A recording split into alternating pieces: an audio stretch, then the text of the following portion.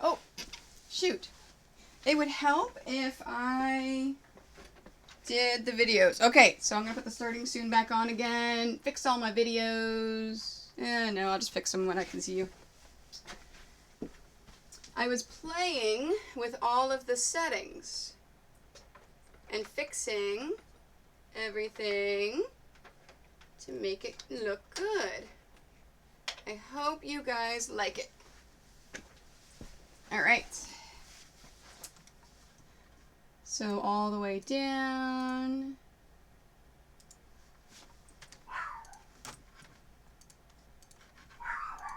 Okay, that one's good. That one's already good.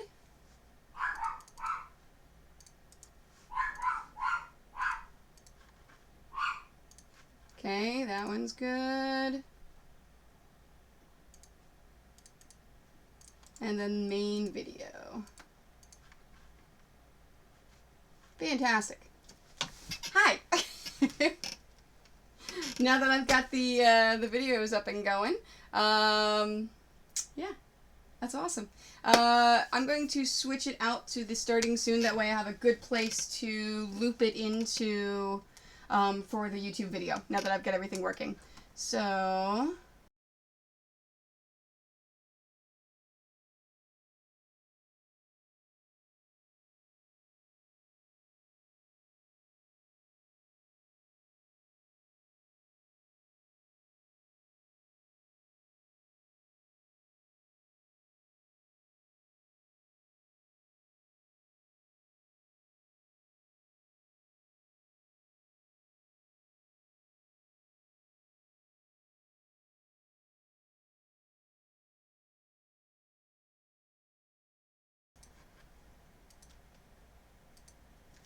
Hey, welcome to my Monday stream. Today's July the 24th. It is the Monday before Con Bravo. I'll be at Con Bravo this weekend, so I'm excited. I am finally getting to one of the commissions that I took at Tidewater Comic Con. It is the weighted blanket. Now, weighted blankets are something that I've been looking into for a few months now, that I've really been wanting to make one. It's a different type of sewing, different type of quilting.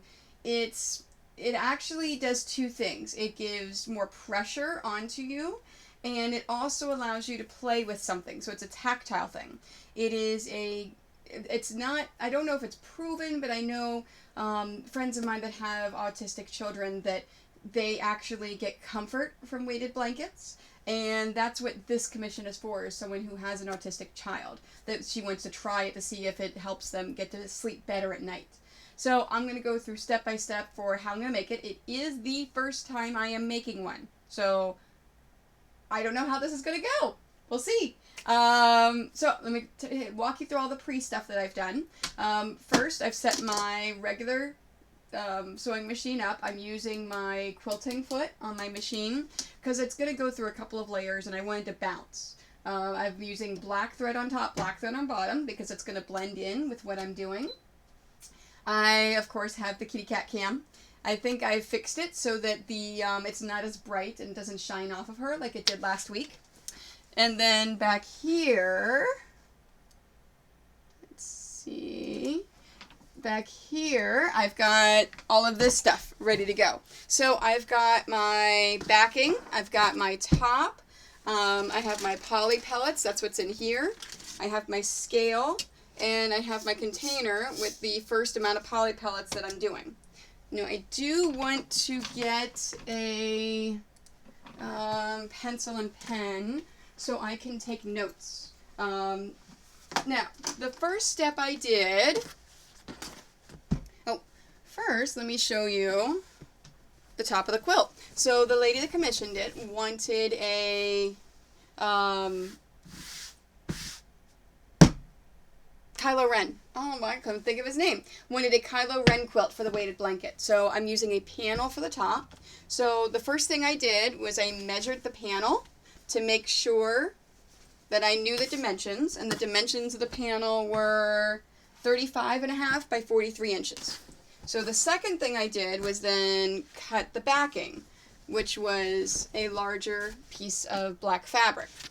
After I cut the backing, I then did a bunch of notes, and I actually figured out where I want for my squares, what I want to do, and I figured I wanted to go with 6" by 6" squares. So I then took the time to draw all my squares on my actual fabric. So this is using a water-soluble pencil, and it's drawn right on here. Now the sides and the bottom are going to be a little bit short because remember my measurements were 35.5 by 43, and you have a 1/4 inch seam. So the edges are going to be fine. It's as long as I have a plan and I know what I'm doing, then that's the important thing. So I have my backing, and I have my front. So the first thing that I want to do is turn on my iron. Let me move my water out of the way. I want to, now I'm assuming all of these lines that I drew on here are the right side. Whenever you're sewing, you always want to do the right side to the right side. So in this case, I have the right side to the right side. So I've got them together. Now I don't see the markings because the markings is considered the right side. And what I want to do is sew along the bottom and the left and the right. And I'm going to do a 1/4 inch seam. Oops, that can go over there. Now I do not have my, you know what, I really should use my 1/4 inch foot on this.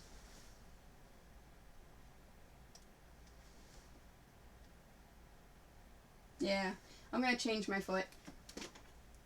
Because I have my quilting foot now, but I think I'd rather use my 1/4 inch foot than the quilting foot. Okay, alright.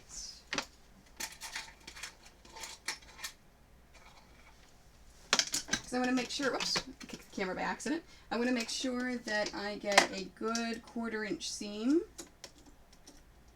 all the way around.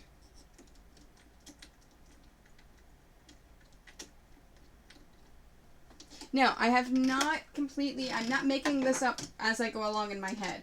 I actually spent the past few months doing some research online for the weighted blankets. I looked at 5 different tutorials on how people think that how people made theirs.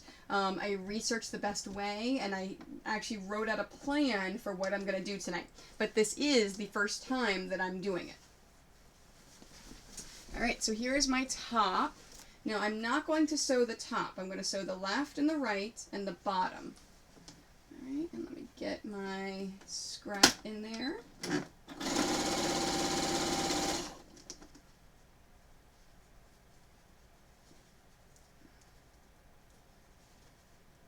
Come on, you want to line up. There we go.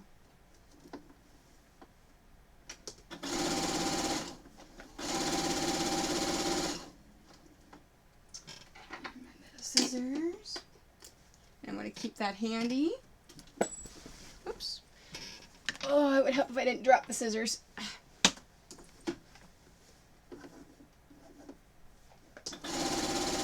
Now you may have noticed the big stack of quilts back there. Those are all the ones that I quilted and bound last week. So if I finish with time remaining, I'll add some labels to the quilts.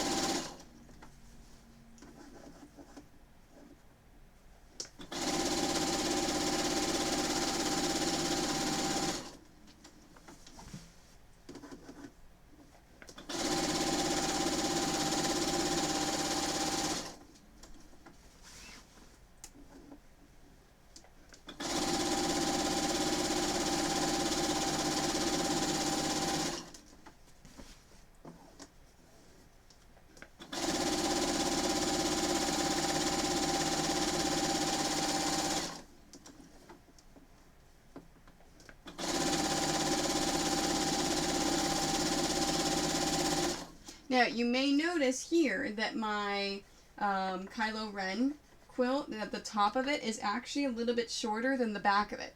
That's perfectly fine, and I'll show you how I take care of that.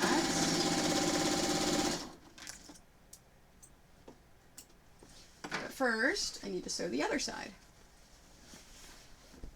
And yeah, it's making sure I did that correctly. So right side's the right side.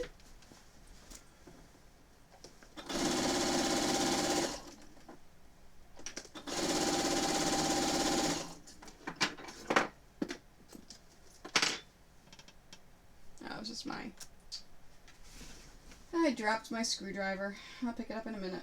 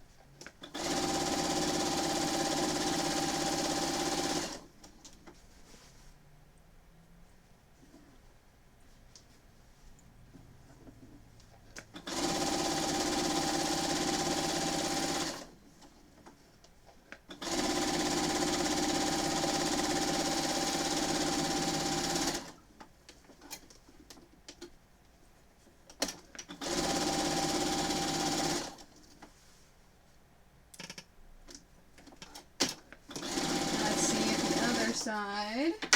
Yes, so the other side also has a discrepancy. Now, how we fix that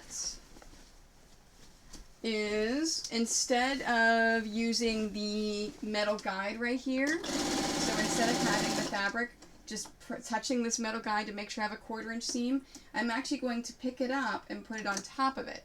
So this fabric is actually going underneath of the guide, so I'm using the top fabric as the guide, and then that way I have a perfect 1/4 inch seam on both fabrics.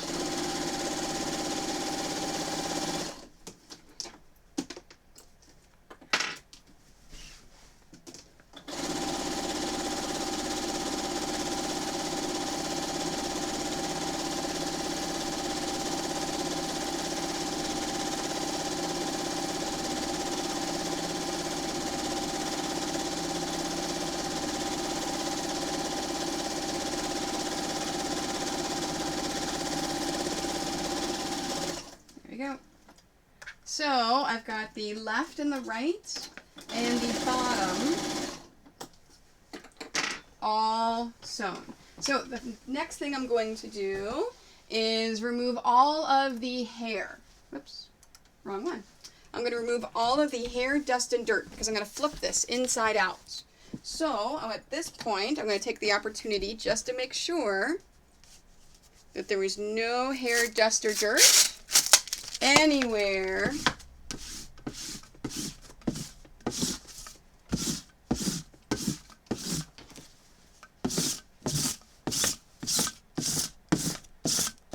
because this is now going to be the inside of the weighted blanket. So I do not want to have anything in there because it's going to be in there permanently.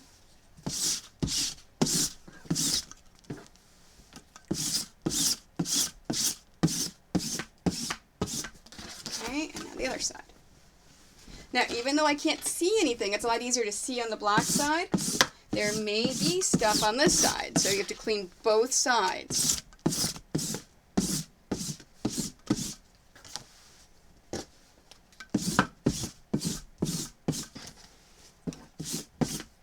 Okay, let me just double check. Yep, that looks good.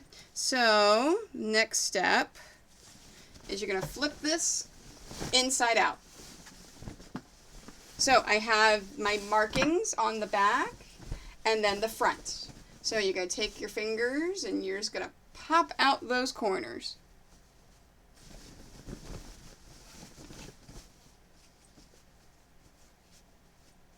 Okay, so we've got 2 corners. I've got them popped out and I've got that. Next step is I'm going to iron it. So you can see there's the back, there's the front, and it's upside down because I did the bottom, not the top. So how you're going to iron this, and I can't show you on camera yet because I haven't gotten that camera set up, but I'm actually going to take my hand and put it in here and actually pop those seams out to make sure that it's ironed nice and smooth. And I'll show you a close-up after I get this ironed. So,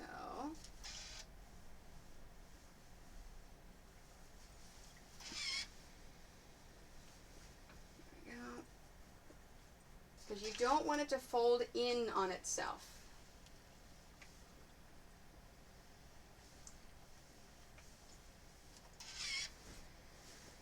It may take a little bit of work to get it ironed perfectly, but it is an important step.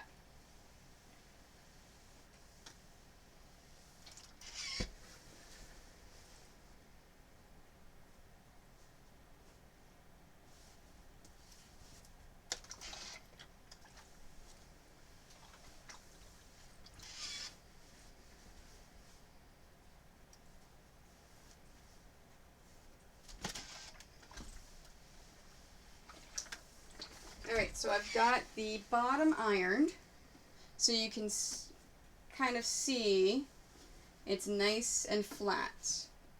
So, and there's nothing popped out. It's just a nice flat ironing.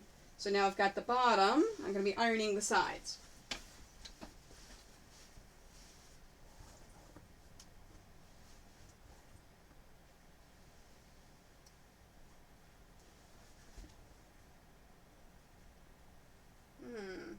This side does not want to pop out. There we go. Because after you iron it, this is going to be the only time that you can set the boundaries for these sides. Because we're going to sew this in a moment to reinforce it. So you really want to make sure you get it all popped out there as best as you can. So putting your left hand in, pulling it out as you iron is the best method. That I have found, at least.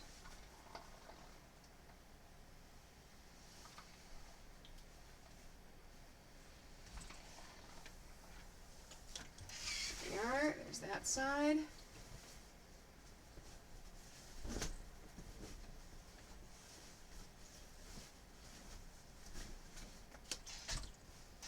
Come on.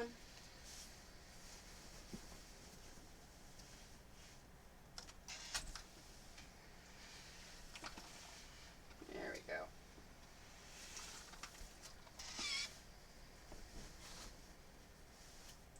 Oh, it keeps adjusting on me.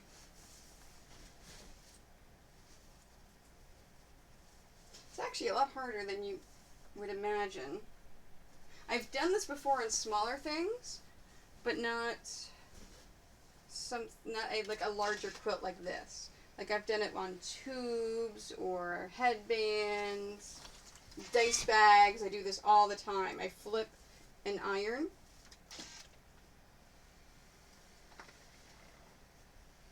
There we go. Okay. So I have everything ironed. Now, the top is still open, so you can actually get in here, okay? After you do that, and I'm just going to use the same foot. You can use any foot for this next step. You can switch to a J foot, use the quilting foot, do whatever. But all I'm going to do is I'm going to run a line directly down. So I'm not touching this piece of metal. I'm all the way over here, so I'm that far away from the metal. I'm just doing a basic line straight down. And that's going to do two things. It's going to reinforce it whenever I put the poly pellets and fluff in there. And it's going to keep it down. So my ironing isn't going to come open. It's going to keep it nice and flat in there.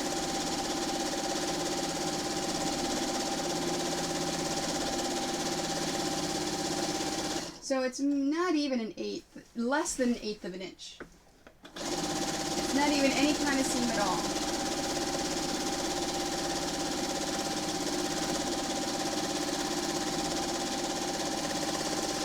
The only reason why I'm doing it is reinforcing, like I said.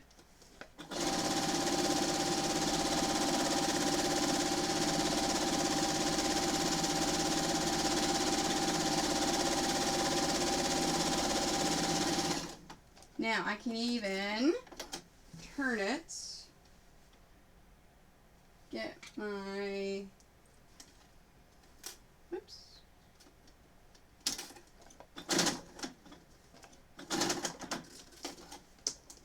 yeah, get my safety pin in there, hook it, and pull it. Because I'm trying not to have any seams on the edges. There we go.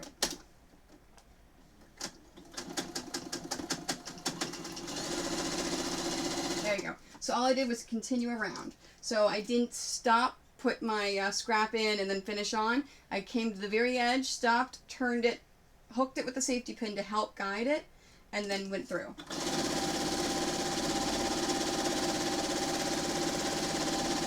Now I'm not pushing the fabric, I'm not yanking the fabric, I'm just helping it, because if you don't, the feed dogs may grind against it and wear away at that fabric, and you don't want that.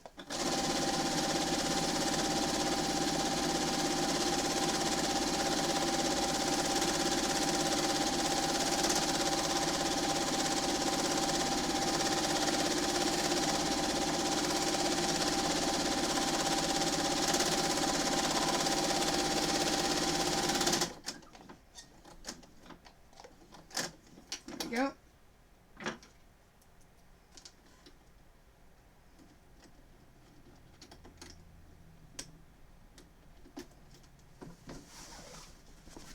And I've got the bottom, so now I'm going up the other side.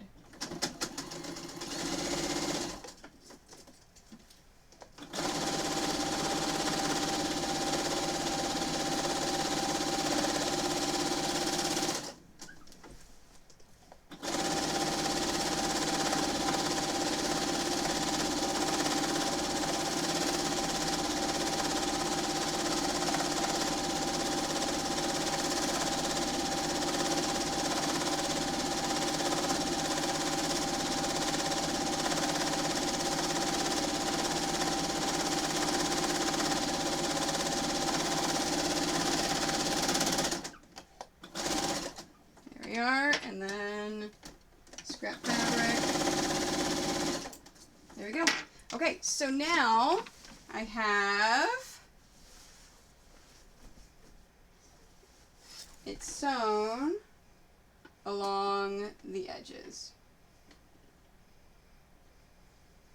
Yeah, it's hard to see. Let's put it under the light. Yeah, it's still hard to see. Okay, you have to trust me. It's sewn right along those edges. Okay, so now comes the fun part. Now comes the part where we get to put some weight into it. All right, now I've got my squares. So I am doing 1, 2, 3, 4, 5, 6, 7 squares by 6 squares. So there's my bottom. So there should be 6 squares along the bottom, and then 7 squares coming up. I now am going to sew, now that I've got this, along these edges, almost all the way up. Whenever I come, I'm actually going to stop about halfway through this one, but I have to reinforce this. And I'm going to use the J-foot for this one. So I am going to switch the feet on this one. And I'm actually going to sew it twice. So I'm going to make each line run 2 times. Do I have a J-foot? Nope. I've got to get a J-foot.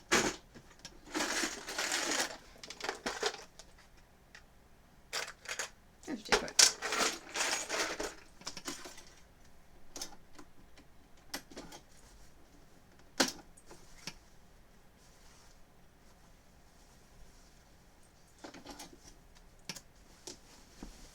Alright, you know, I'm actually going to And now I do want to go this way because I want to push all of the air out the open end. So let me do my scrap. Alright. So I'm just following along my lines, going straight up. So there's 6 of these, and I'm doing it twice because I really want to give it some extra reinforcement in there.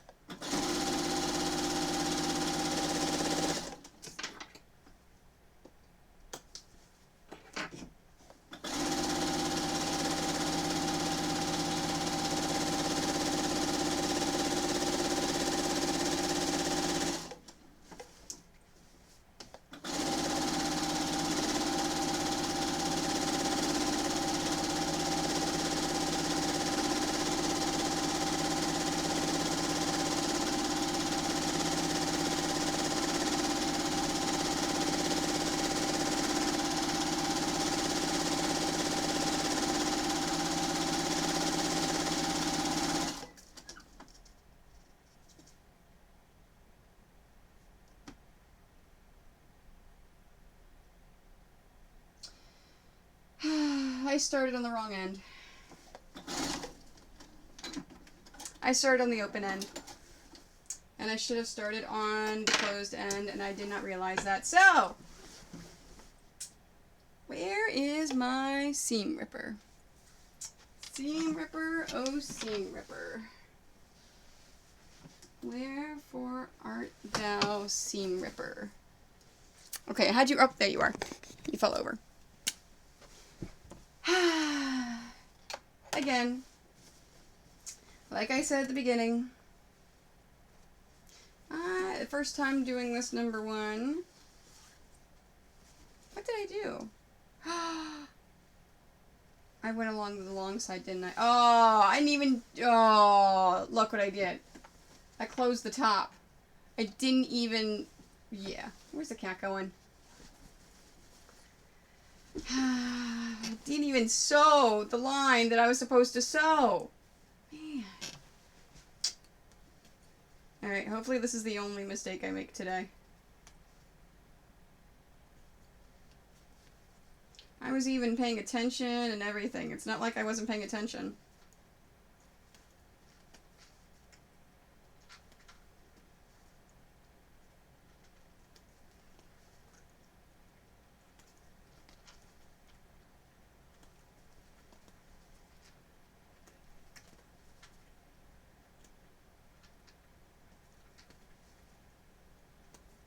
Nope, cat's eating.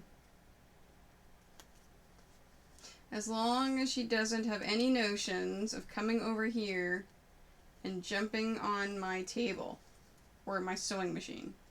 Super annoying when she does that. When she first adopted us, she used to like to lay on top of my sewing machine. I was not happy at all about that because I, of course, then had to go through and clean the whole machine out, making sure there was no hair in there when I sewed.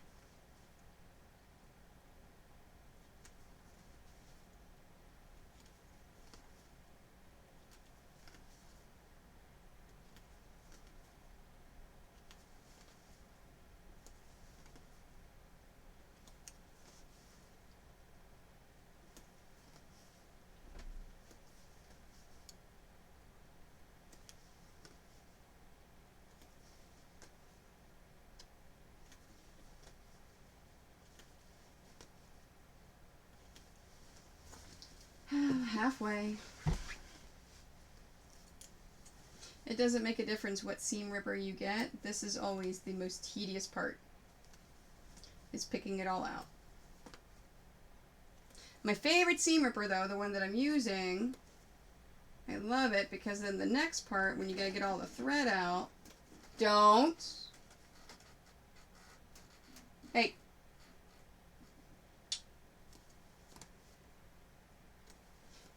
It actually helps. It helps pull. Oh, look at that. Oh, that's much faster. Awesome. Okay. Got it all out. Now where is my cap? There it is. It is important to get out all of the thread whenever you seam rip. Because if you don't remove the thread, it may poke, it may stay in there. It's not a good idea. You want to get it out.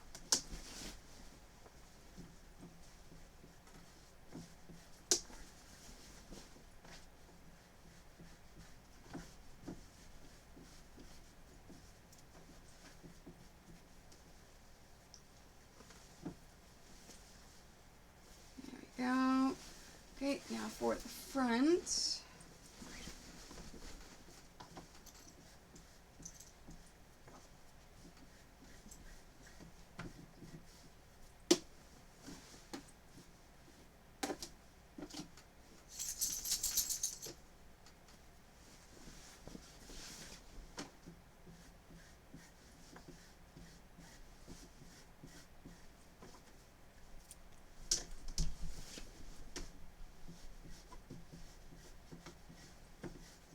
There we go. Okay.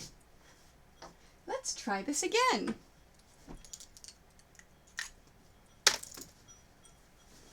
Starting from the bottom. Okay. This is the bottom. All right. Just making sure.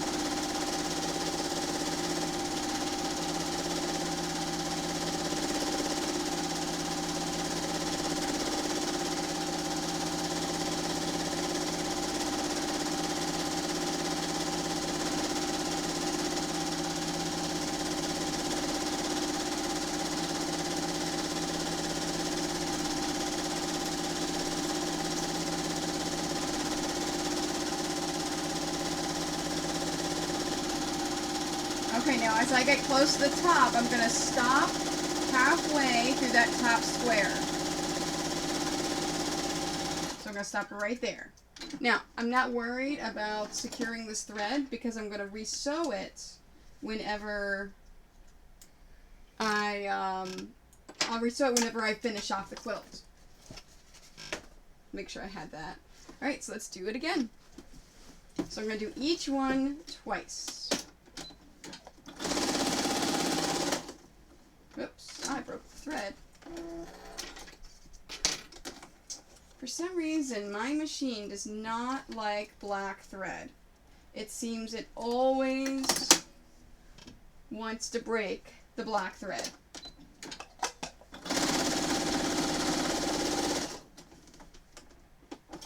Alright, and this is what I just did. I'm doing it a second time for strength and reinforcement.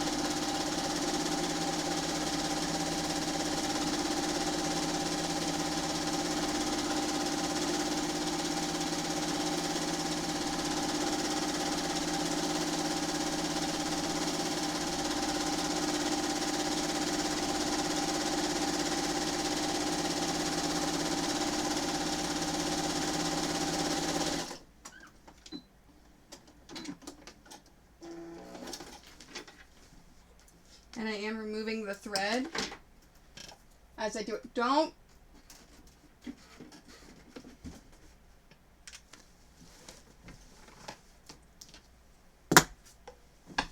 Alright, now for the next row. I'm going this is all I'm doing. I have 1, 2, 3, 4 more. So I'm just sewing down until I get halfway through that first square.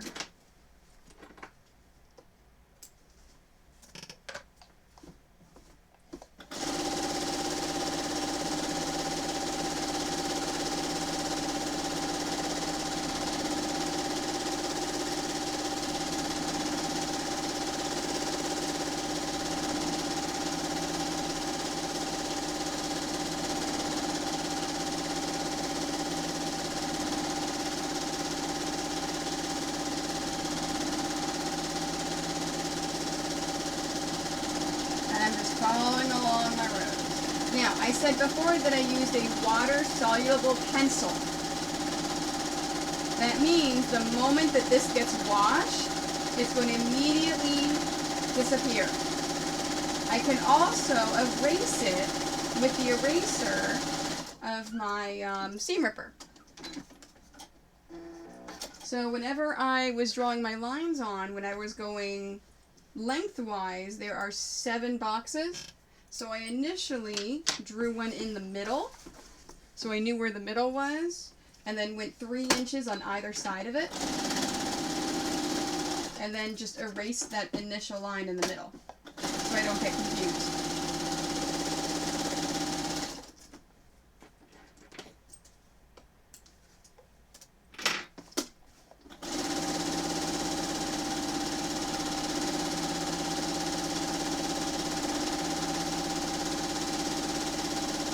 Now, all of the instructions that I read and all the different tutorials that everyone did, for those that did it this way, they only did 1 pass of a sewing machine. I'm a little paranoid. I do not want any of these seams to come apart because you're going to be playing with that square over and over and over and over.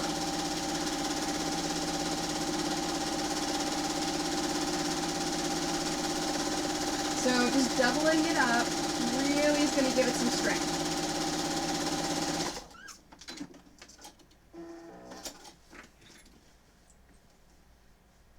Okay, 3 more.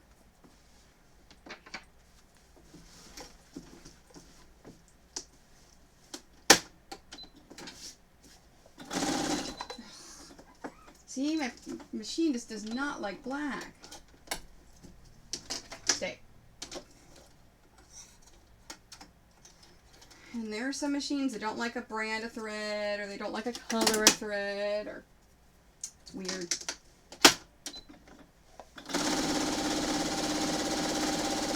Okay. Yeah, and this is also why I use black thread, because the Kylo Ren on the front, you are going to see it, but you're not going to see it as much as you would see other colors.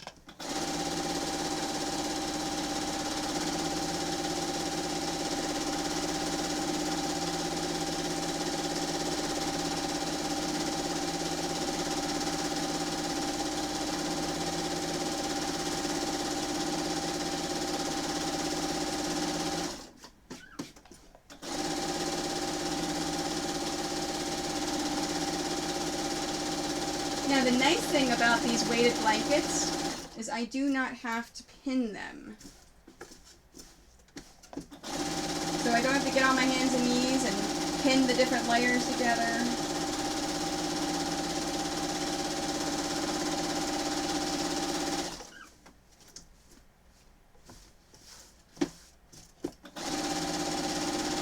Sorry, the underneath was bunching up a little bit, so I was just making sure it was nice and smooth.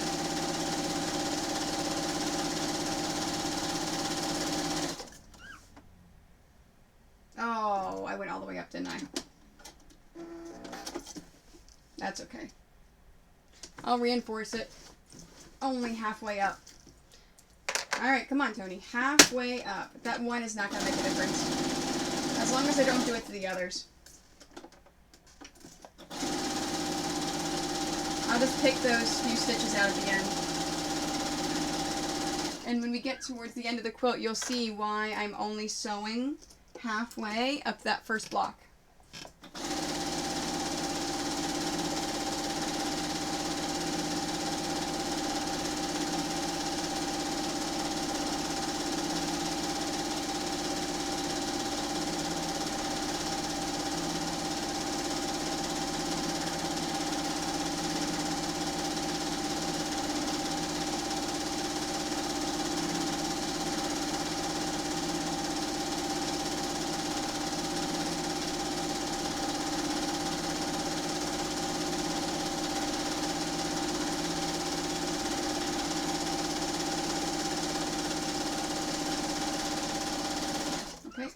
there.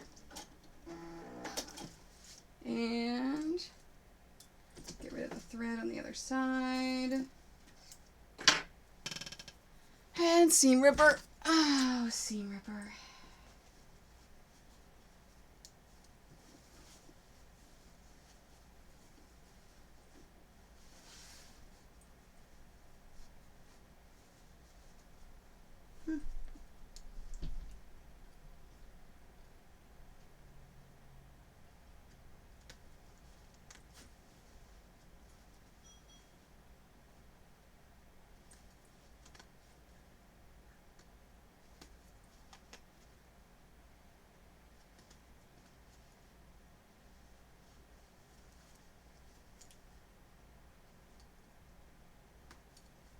There we go.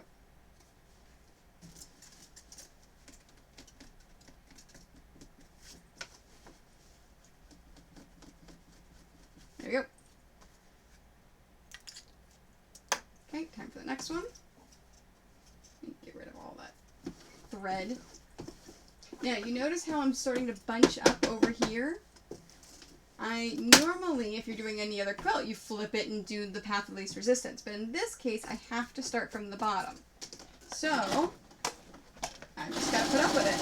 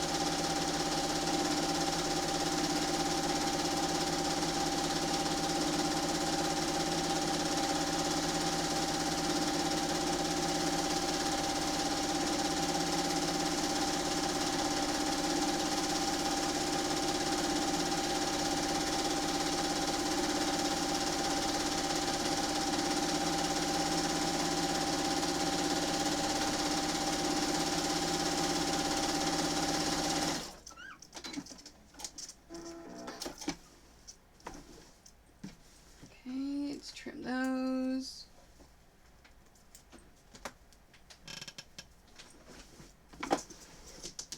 Yeah, whenever I was planning everything out, I honestly have no clue how long this is going to take. I have a general idea. I think it would take me around the 3 hours for a stream. But again, I've never done it. I don't know. So we're going to find out. I got one more after this, and then we can start adding the filler.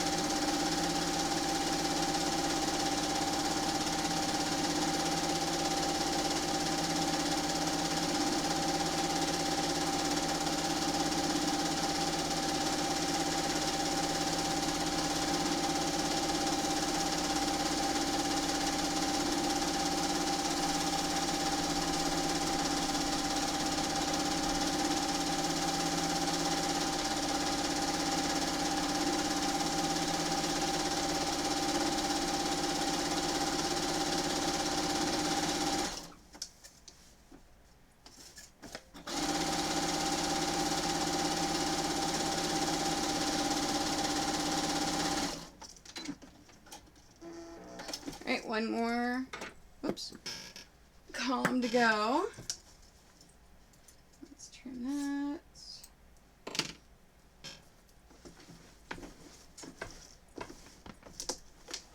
And last column.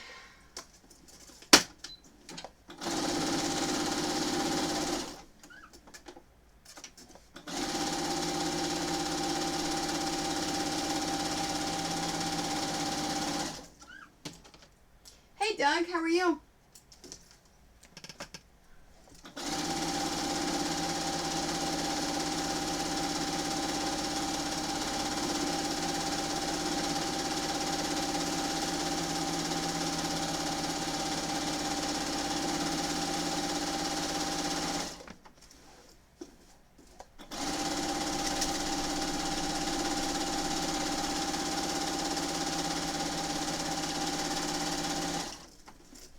Fantastic.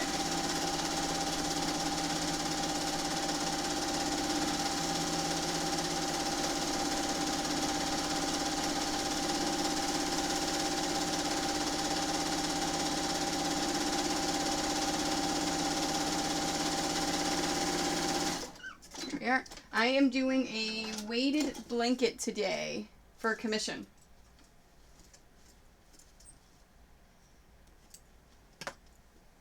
All right, so there's the first pass. Now let's do the second pass.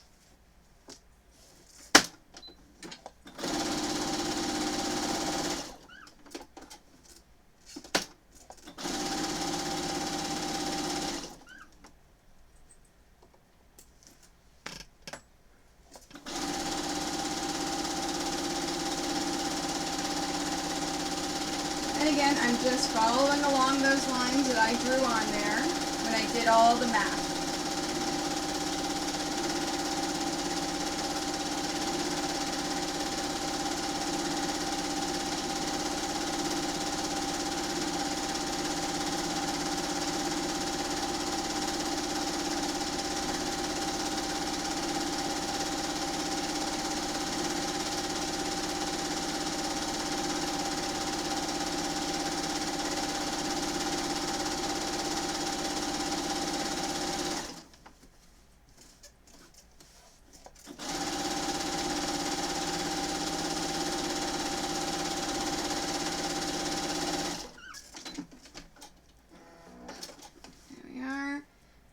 Trim the thread. All right, now comes the fun part. Now we get to start adding all of the weight to it. All right, let me flip this off. So we have our rows. So if I put my hand in here, this whole thing is sewn from here to here. So these are my rows, just like here. Now you want to make sure that you do, if you do a weighted blanket, that you do the rows big enough that your hand can fit in here. So that's why I did mine 6 inches by 6 inches. And I'm going to turn on my scale. Make sure it's on a nice flat surface. Okay. Now I believe I did that at 6.1 ounces. I did it at 6 ounces. What was that? Oh. Oh, it locked. Come on. There we are, 6 ounces. So I'm going to take my 6 ounces and I'm just going to dump it in there. So let's let it settle to the bottom. And how is that? I'm feeling to see if that's going to be enough in that square. Because remember, first time I'm doing this. You know what? Let's go 6.5. Okay, so this weighs 3.8. So it would be 4.3 to have another. Oops. These poly pellets want to go over. Oh, and what I'm putting in there are poly pellets. So these are just little beads. They're also the same beads that you'll find in stuffed animals. Okay, so let's pour that in there and see how that fits. Oops, I dropped a few poly pellets. There was a lot of warnings in a lot of the different tutorials that you're going to have poly pellets everywhere. Okay, yep, I like that. All right. So, 6.5 it is. Nope, need a little bit more. Oh, I don't want to lock it. Come on, reset. Reset. There we go. I'm not picking up fast enough.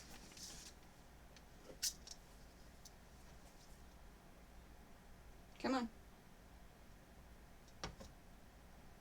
No, that's 6.6.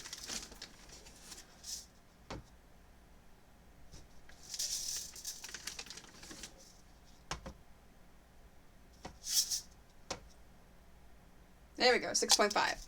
Okay, so I'm going to put this into the second one.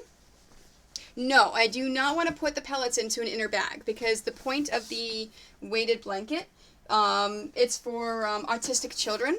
Is that you want to be able to feel around, and I'm putting something else in here, so you actually want to feel it all together. So you definitely don't want to put it inside and not something else. You want them free moving. Here we are. It's a pain in the ass until you can get them down. Okay, so there's 2.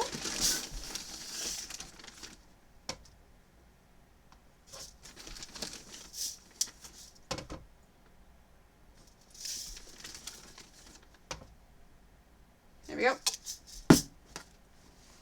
Here's the 3rd one.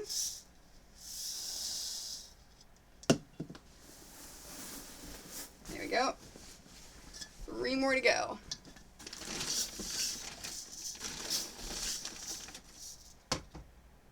Oh, that's way too much.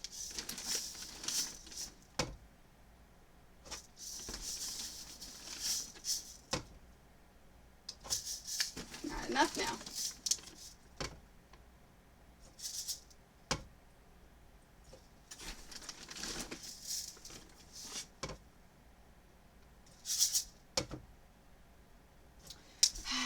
It's so finicky.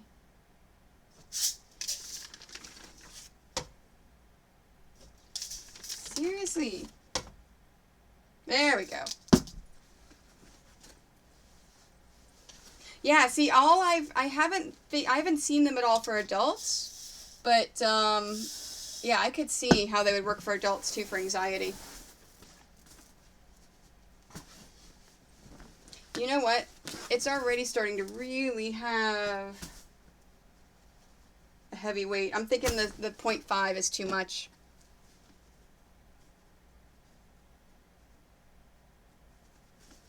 Alright, I'm changing my mind. I'm taking some out. I'm going with my initial gut reaction. Alright, so how I'm going to take them out is I've got a handful in this first one, and I'm going to measure it. Nope, it should be 4.3, because that will take out a 1/2 ounce.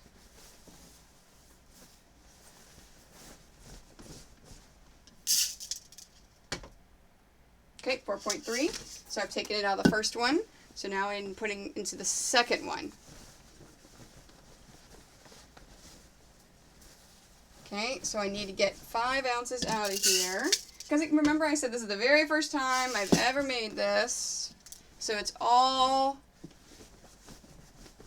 figuring it out as I go along.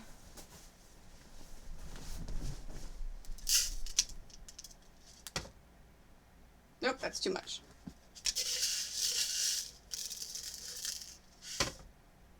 There we go, that's 4.3. So this needs to go back in the second one. There we go. Let's get it down to the bottom.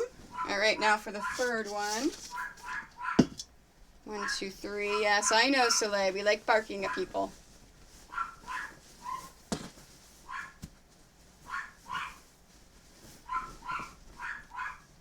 Now you notice how I'm holding this with my left hand, so now I don't mix up the one I'm doing. Oh, that one was perfect.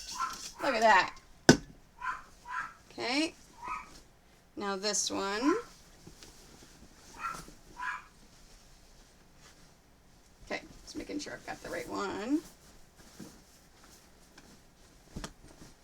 And this is the last one that I've got beads in already. 4.3. Look at that. Okay. Alright, so I've got these 4 all have beads. So now I need to do these 2. And I'm back to measuring it at 6 ounces. Okay, that's 5.8. 6.1. I got the hang of it eventually. 6. There we go. Okay, so we are doing this one.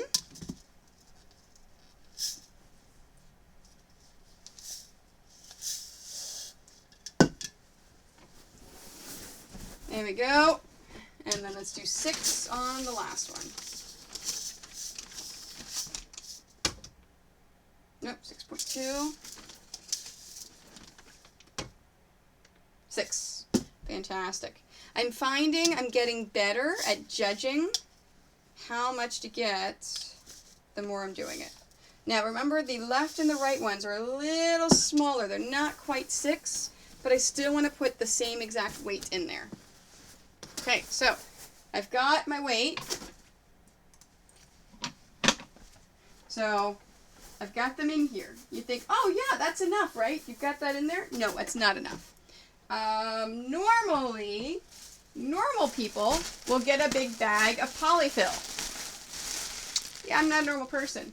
I buy my pillows in bulk, and I get a really good deal on it, and it's actually cheaper for me to use the pillow stuffing than it is to buy polyfill.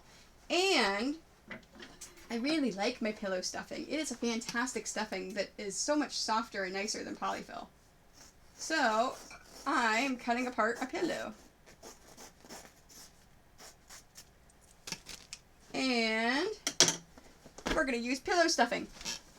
So how we're going to do this is we're just going to take enough stuffing down each one just to fill it out. And then that way, whenever you're feeling the poly beads and playing with it, that you have something else in there to play. So let me put it on the chair so I have more. And this is why you do not want to make your squares smaller than your hand. Now, right now, the stuffing is actually going to hold the poly beads down as well.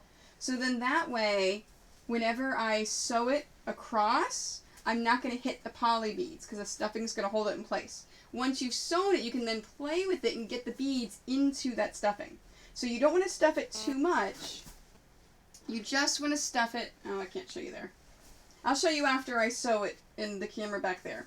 But you want to stuff it just enough so when you sew it across, it's not going to have anything in there. Alright, so we've got that. There's that one. Now the trick is getting the same amount of stuffing in each one. So 1, 2, here's the second one.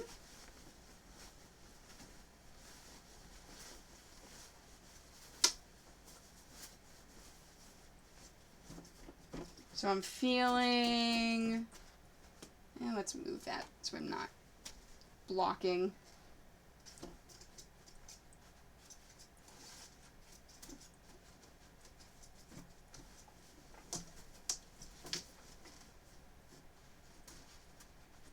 Yeah, it's about the same.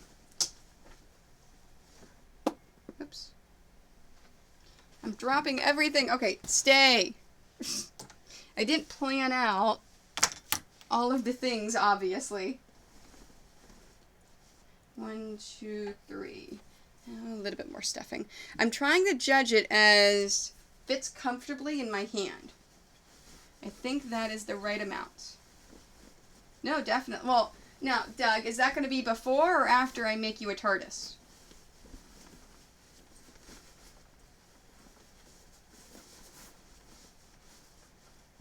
Oh, I could always make a TARDIS weighted blanket. Just because I used a panel for this one doesn't mean I can't use a quilt top. Okay, that's good. There's 3.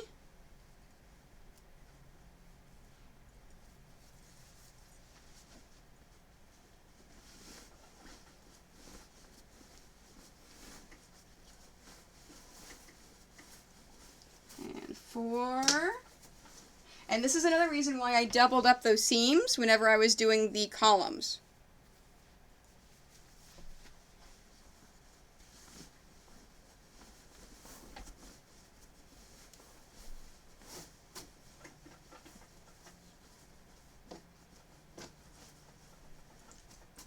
Five. Yes, I know you want a King TARDIS. That's what I'm saying. So am I doing the weighted blanket before or after the King TARDIS? Or am I making the King TARDIS into a weighted blanket?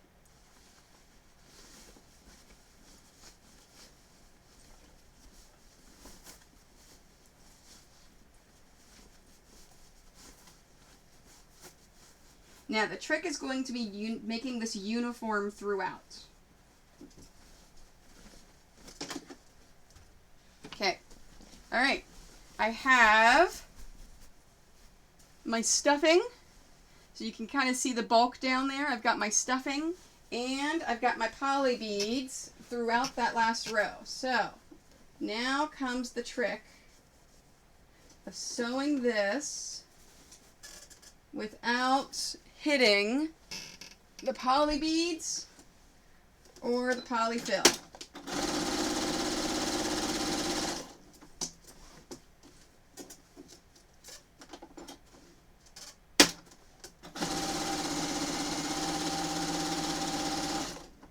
Scissors. But isn't that what you always do? Make stuff up as you go along?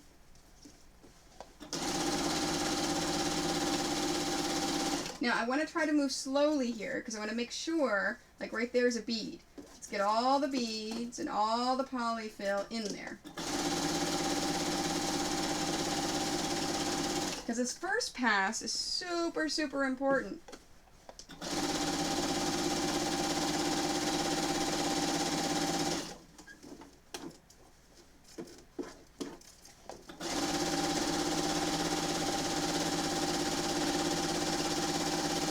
Now, I'm going to make 2 passes of this as well.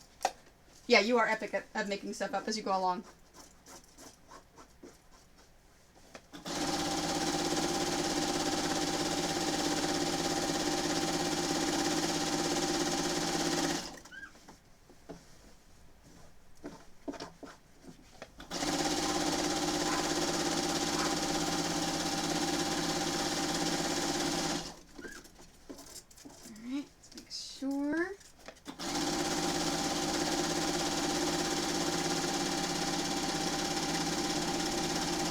Nice. Alright, so I'm going to use my scrap fabric to finish it off. And then I'm going to do it again. Oh yeah, let's get some good weight to it. Alright, so here comes the problem. This is going to be heavy. So this is going to be expensive to ship. I am going to have to message the lady who has commissioned this, and when it's all finished, give her a weight and give her estimated shipping costs. Or say, here's my schedule if you want to come pick it up at any of these cons. She commissioned it at Tidewater, which is in Virginia Beach.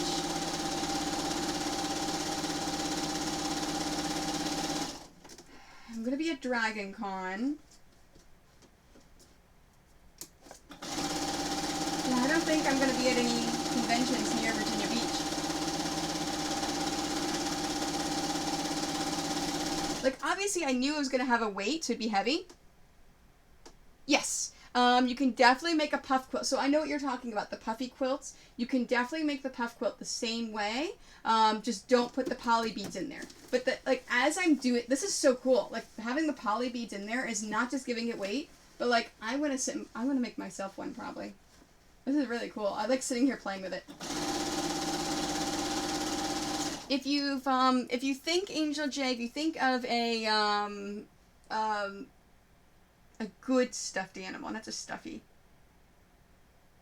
If you've ever seen me at a convention, for those of you that have seen me at conventions, I know, right? I want to sit and play with it.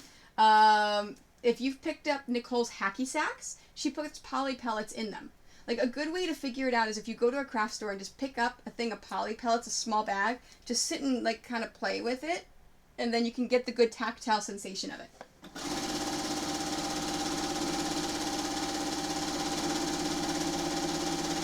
Now, I'm not too concerned the second time through about hitting anything, because I'm just following along my lines from before. So I know I'm not going to hit anything. So I'm not going to hit a poly pellet, I'm not going to hit the stuffing, I'm not going to do that. Maybe, but could foam beads be washed? That's the thing you have to worry about, Doug, is can you put foam beads in the washing machine? So I would look that up before anyone tries it. All right. We have our first row. So our first row is done, and you can definitely see the difference between that and the row above it. You can hear the polypeds in there too. All right. Yeah, go check it out. Okay, so let's do the next row. Now I've got 7 rows of this, so I'm just going to do the same thing over and over. Okay, let's turn my scale on. I'm doing this at 6. 6.9. You've already seen the overhead shot, so I'm not worried about switching it. Oh, 5.7. That's not enough. Oh, I've got a hair in my eye for some reason. Alright, I think I got it. 6.2. 6.1. 6. There we go.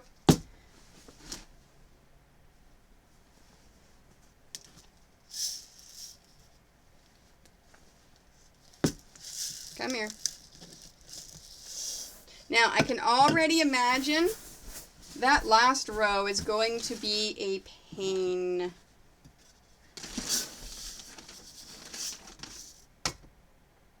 Oh, 5.9.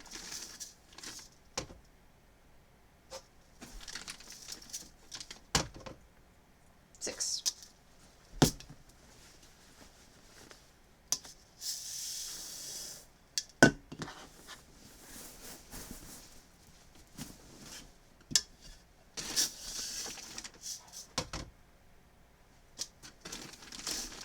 I want to make sure that you got this shot so you can see exactly how I'm weighing it. 1, 2, 3.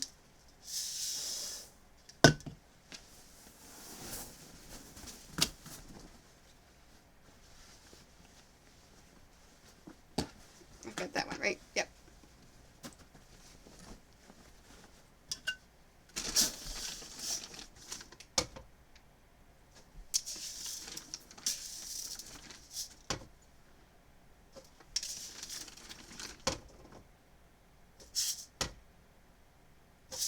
That's what I thought. You can't go from 6.2 to 5.9 when I only took a little bit out. I just had to shift it. Now, you do have to weigh it because you want to make sure it's uniform throughout the entire quilt. So I need to have the same weight of poly beads in every single square, no matter the square. Okay, yes. So if you can machine wash the foam beads, then yeah, definitely. You can use the foam beads so it would give you the tactile without doing the weight. But there's something about having the weight on you, which is why it's the weighted blanket, having the weight on you is the pressure. So it's got the pressure and then you can feel it as well. So you've got the tactile plus pressure.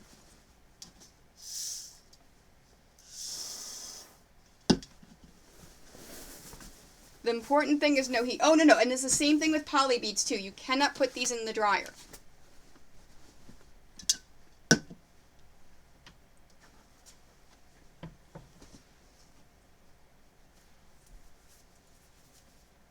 Yep, there we go.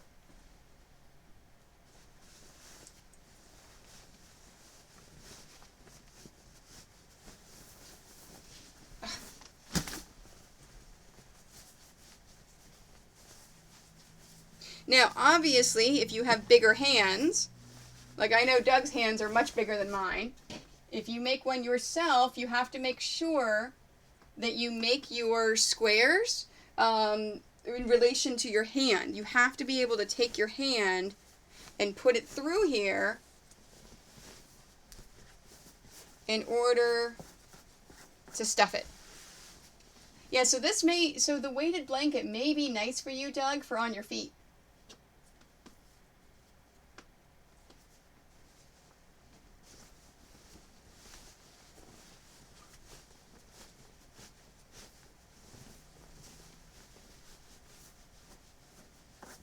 Go. I may only need one pillow for this entire blanket.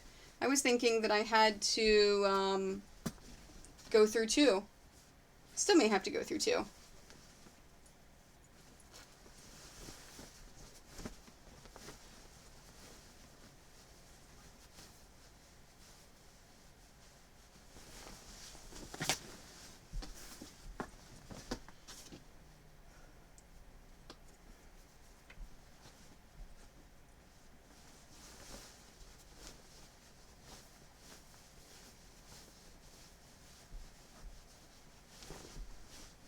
This is actually kind of fun. I like it's different than what I normally do, so having something different is nice. Oh yeah, no, exactly. Yeah, this is not only is it heavy, but I think it takes space, so it is probably not something that you could travel with. All right.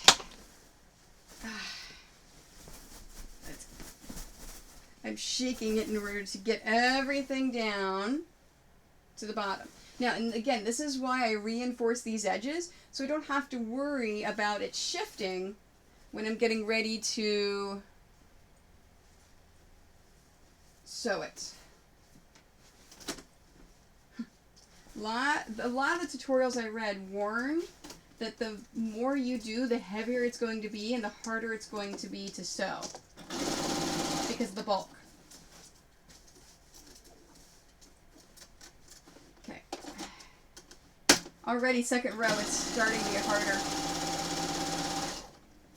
And scissors.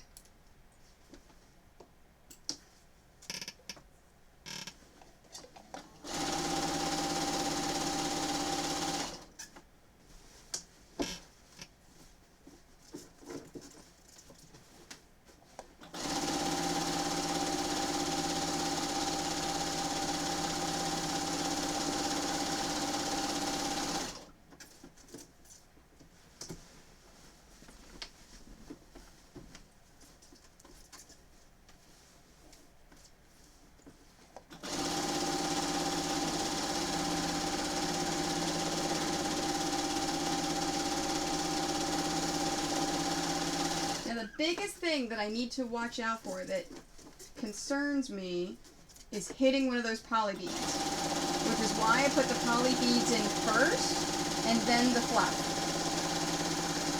I'm going to start calling it fluff because it's not polyfill, it's my pillow stuffing, which is so soft and nice. I really like this.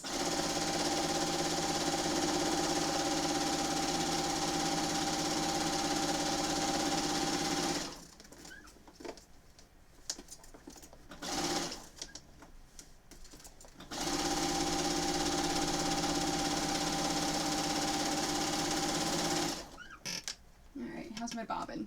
It is good.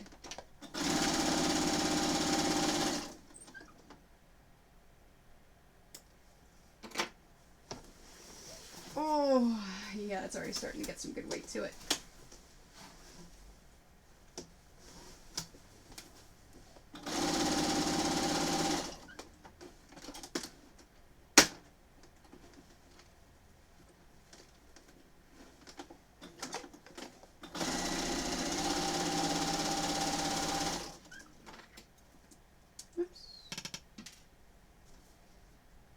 Yes, the poly beads are, they're super, super, super hard. So it really is like, see, you still haven't met Nicole. It's like Nicole's beanbag. It's beanbags. So if you lay on a beanbag, you know how the beanbag's got the little beads in there that are hard, that they shift and constantly move? That's what it's like.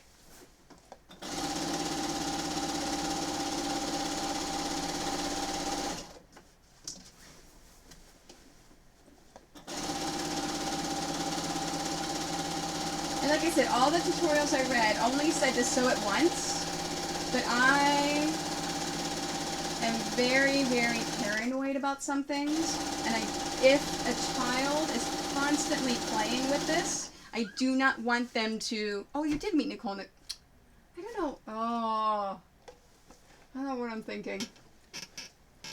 Yeah, so you know Nicole's hacky sacks, the Pokemon hacky sacks she does? Those are made with poly beads.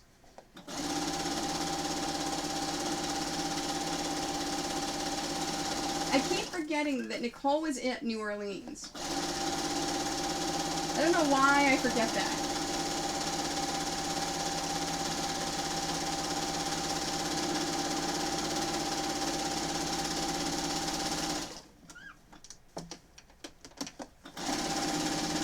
There we are. So they could break a needle. They could, which is why I said I'm being very careful. And I put the poly beads in first. And then I put that. You really want your emotes, don't you? Now that you're a subscriber. You want an emote for that. Hi, Backboard. How are you? And yeah, no, I was requested to have a kitty or puppy cam at all times. So yeah, we have a kitty cam now. She was up moving around eating earlier. Yeah, I know you want your emotes so you can throw those at me for the evil thread, the evil sewing needle. Okay, so I've got the first two. Oh, I forgot to show you guys. I've got, gosh, this is getting heavy already. So I've got 2 down, 5 to go.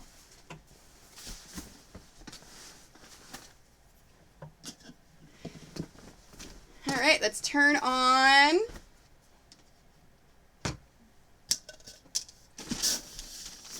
And I'm doing 6. Nope, that is way off. That's 7.4. Way too many beads.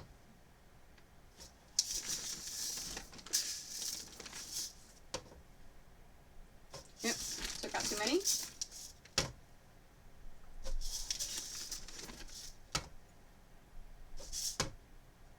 There we go.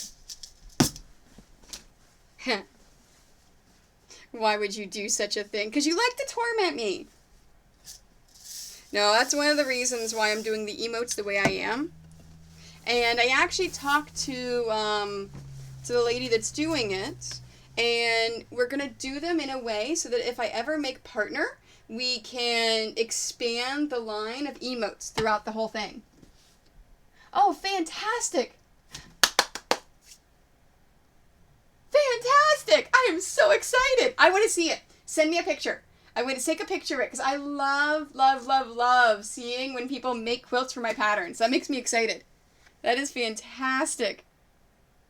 So if you, have you pinned it and quilted it or just finished the top?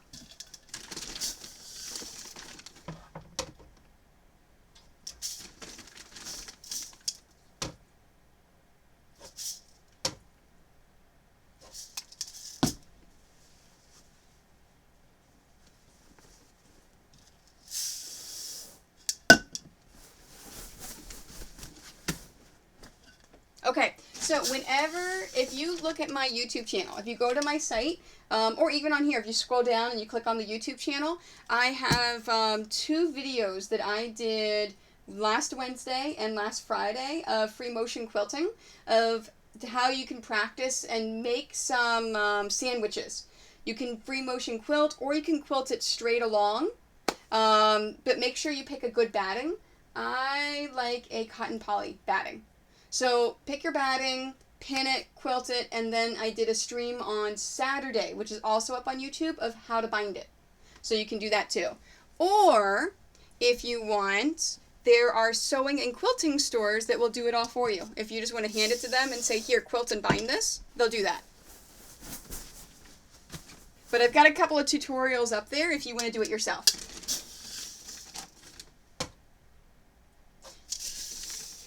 But I want to see a picture too. You can take a picture before you quilt and bind it if you want. I just want to see what the fabrics that you did and how you did it. Okay.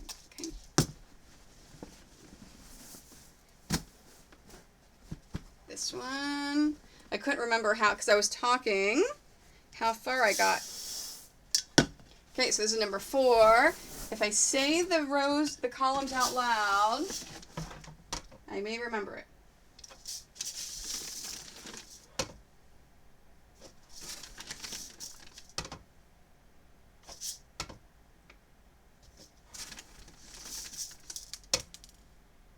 I keep dropping Polly Pets everywhere. Excuse me. There we go, 6. Okay, so this is number 5. Fantastic. Thank you very much, Doug. Honestly, drop-in bobbin. So if you're looking for a brand new sewing machine and you're a novice, the things that I would look for is I would look for a drop-in bobbin. I would make sure that if you look through here, you can see the needle is in the down position. Make sure your machine is able to go needle down position. Other than those 2 things, brand name doesn't matter. It's a matter of how comfortable you are. So the best thing to do is find a local sewing or quilt store that carries machines and just try them out. So, and check for those 2 things, needle down and drop-in bobbin. And other than that, just use them, play with them, see how they feel. Each person has a different feeling for what they like and what they don't.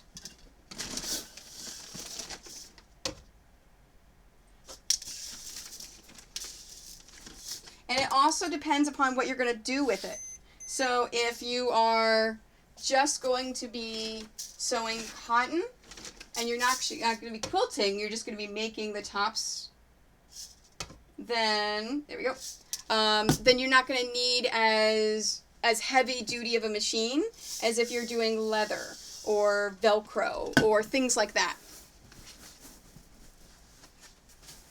Yeah, and Batboard, your local sewing quilting store can definitely help you out with that.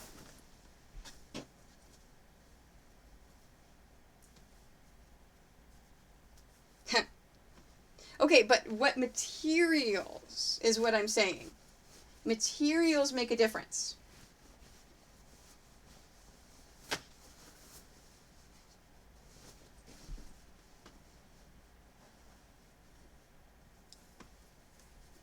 Like, what material will you sew with it?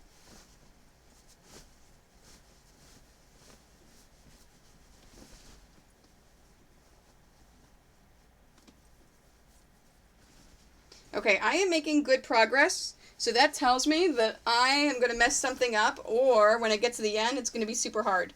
It can't be this easy. Oh, yes. I know, when I was in Vegas, at the VDTA show, the sewing show, I was talking to a bunch of store owners about my patterns, quilt store and sewing store owners, about carrying my patterns, and one of them looked at me and goes, I bet this would get guys into sewing. I'm like, yes, it's to encourage more people to sew. That's why I did these patterns. So yeah, I know, they always get super excited. Yes, exactly. So Doug, if you wanted to sew leather, that definitely, you would have to have a much better machine. This machine here, my QC1000, can sew leather, although I don't like to because I may hurt it a little bit because I do lots of quilting. My Piecer, the 6000? What is that one? The CS6000. That one definitely could not sew leather. If you try to sew leather on that, you're gonna break the machine. You're gonna break the motor.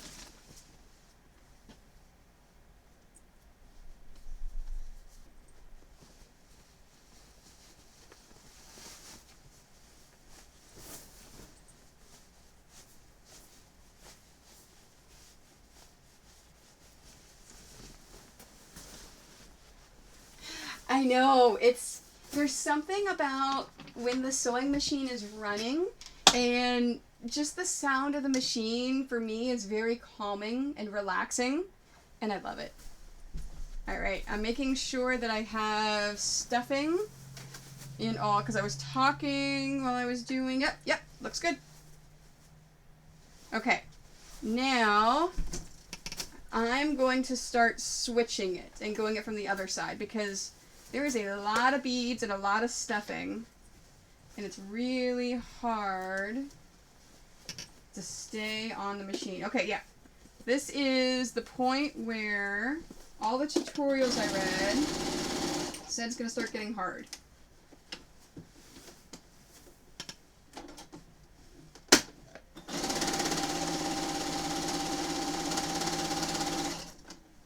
Alright, Doug, I know you. You're probably hoping that I hit one of these beads and break a needle because it's funny. Yes. Yeah, no, Doug is, he's a big guy. Like, tall and just big.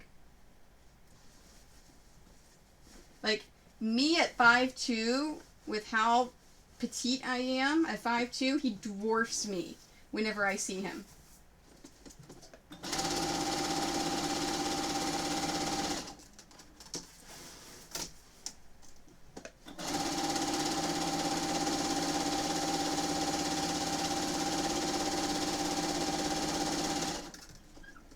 Alright, what's that no for? Yep, and as I'm going, some of the stuffing is trying to come out. So I'm pushing it in. There we go.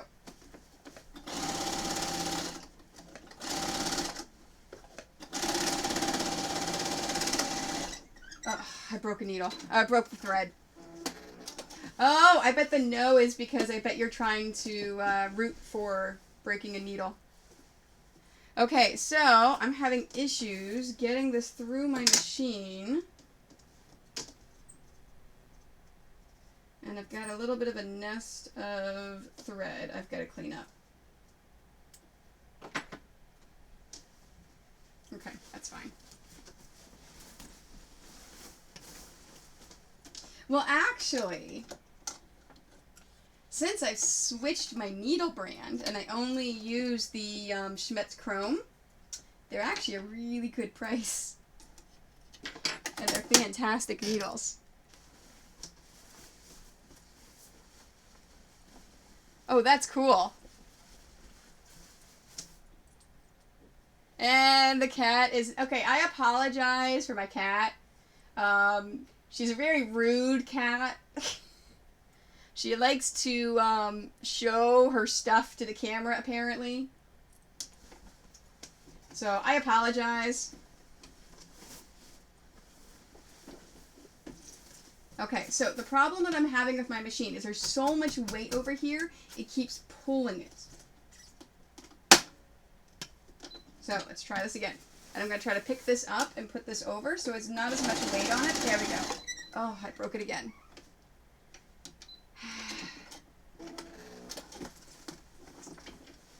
Man, they were not kidding when they said you got this far, all the issues you would have.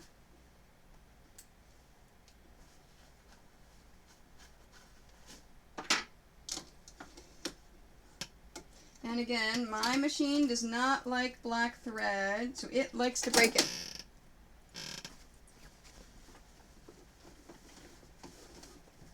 Yep, cats do what they do. Alright, let's try this again. No, it's not the surface, it's the weight, and it's trying to pull it down this way. So that's why I'm trying to scooch it up onto here. And I actually have a huge surface. This, the So Steady table that I bought in May is just gigantic. Like, you can't get a larger surface like this. I think I've got to go slower. I think I've got to be a little bit more careful now and just try not move as fast as I like to move. Nope, still breaking. Why are you doing this to me?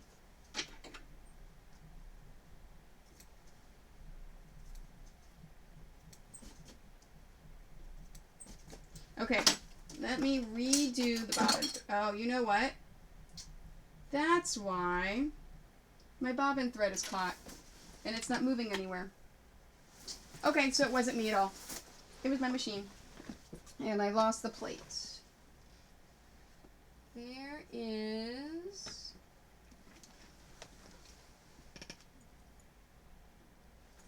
on, Tony.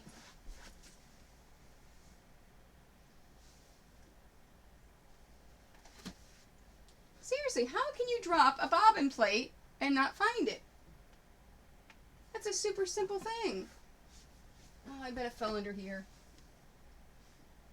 No.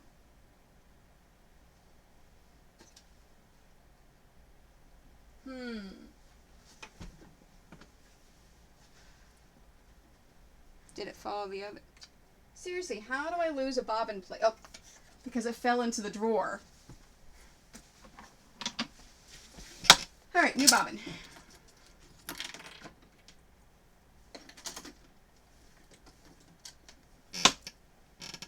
There we are. Now, let's try this again. Let's see if that solves the world's problems. You laughing at me. Don't laugh at me.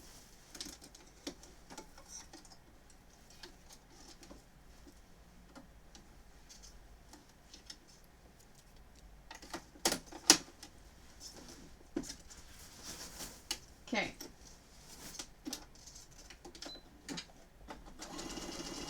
Oh my gosh, it's so much better now that I have a good bobbin.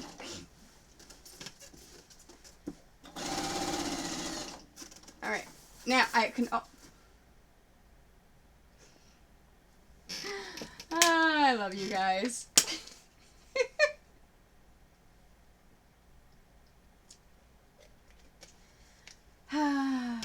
So, Doug, did you ever, speaking of rude cats, did you ever watch my stream from Spring Market of what I brought back from Spring Market?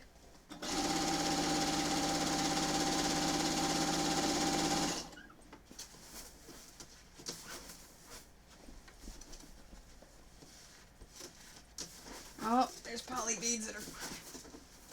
Let me push those in there.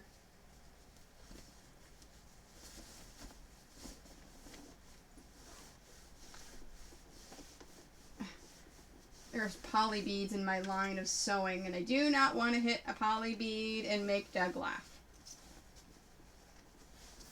Come on. Man, this is hard.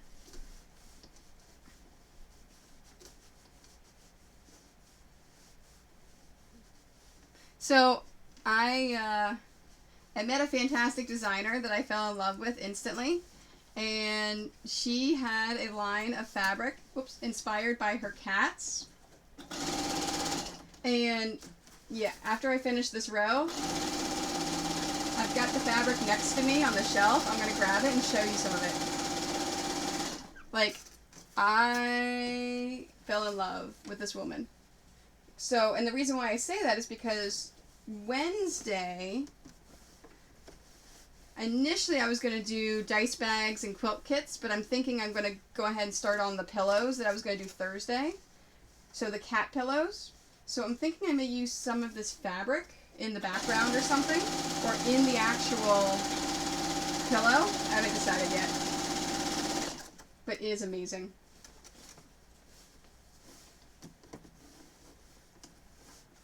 So apparently with all that moving around, the stuffing and the poly pellets all shifted out. There we go. All right. All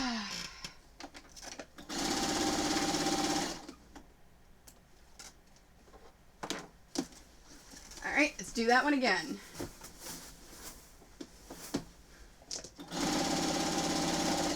Almost halfway.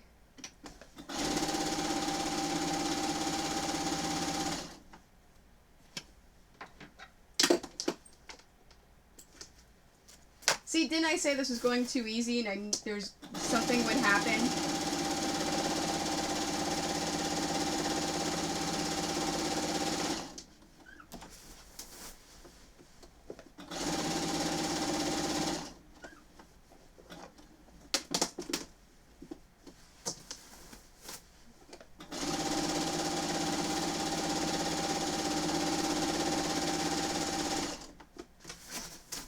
Yep, I always tempt fate.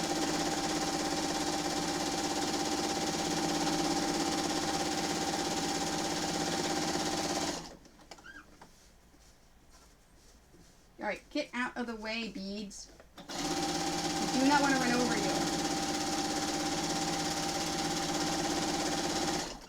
I know I'm going to hit one.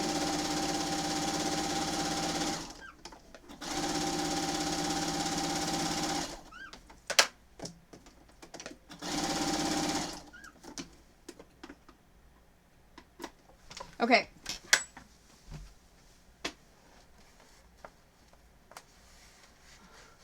I bought 2 fat quarter stacks because I love it so much. So, not only does she have these cool, amazing things for the cats, so you get that one, and you get that one. See, it's super cute. But you get stuff like this. So this is the scratches that cats give you when they scratch your arms or your legs. This is litter glitter. How amazing is that? It's litter. It's actually inspired by litter. And then, this one's my favorite. I gotta do it the right way. Okay, take a close look at that design. What do you think that design is?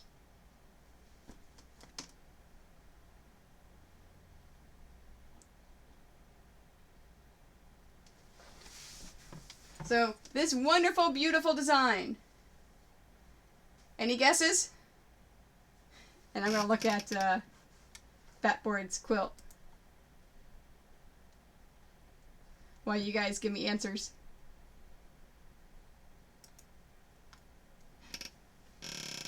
It is a butt. That is a cat's butthole. Isn't that awesome? Oh, that's awesome. Look at those perfect corn. Oh, you've got perfect seams. That's awesome. Oh, that's awesome. Nice job, Fatboard. That's, yeah, okay. That made my night. That looks really, really good. So yeah, so I think I may use some of that fabric in the pillows that I make. I haven't decided yet what I'm gonna do. All right, let's do the next row. We've got 3 down. Holy crap, this is heavy. So we've got 3 rows down, 4 to go. Yeah, did you take a look at it, Doug? Isn't it awesome?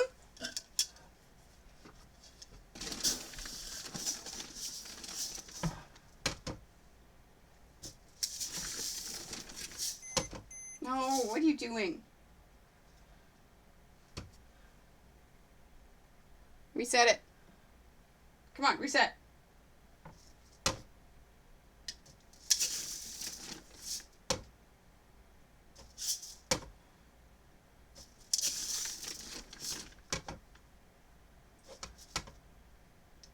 There we go, 6.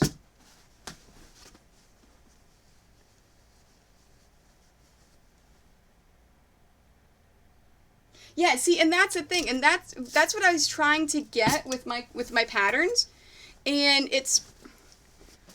so if you pick up any other quilt patterns, don't assume that it's going to be straightforward, like I try to make mine, because whenever I pick up quilt patterns, I get frustrated a lot, because I don't understand what they're trying to tell me. So that was the first thing. The second thing is I don't quilt like anyone else. It's very efficient, the way that I quilt. And so that's what I was trying to convey, is how easy and efficient it is with the style that I do. So I don't know if I gave you my spiel or not. I don't remember. But whenever people will come and look at the patterns, sometimes I get oh, that looks way too hard. I could never do it. And then of course I say, oh, well actually, and I pull out the pattern and show them step by step, this is how you do, and this is what you do, and I actually talk about the different steps that you do with the pattern.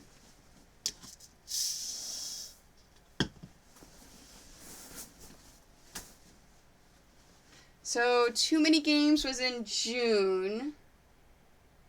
So yeah, so the next, we haven't released any new patterns yet, although the next one is going to be released either next week or the week after. I haven't decided which yet. It is a Loki-inspired pattern. It is God of Trickster. I don't remember what we called him. This one. So, but it's inspired by Loki. And then in October, will be our first mini quilt. Will be the Triforce.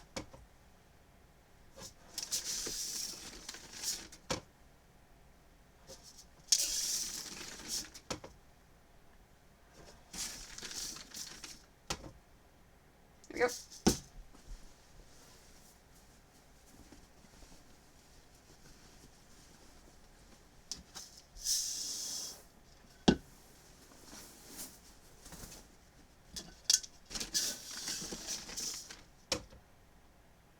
Nice. I got that one the first try.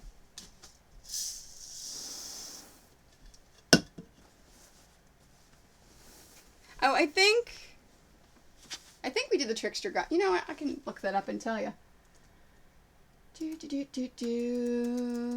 Google Docs. In the patterns folder. I actually have it ordered right now. I think it's arriving next week at my Maryland address.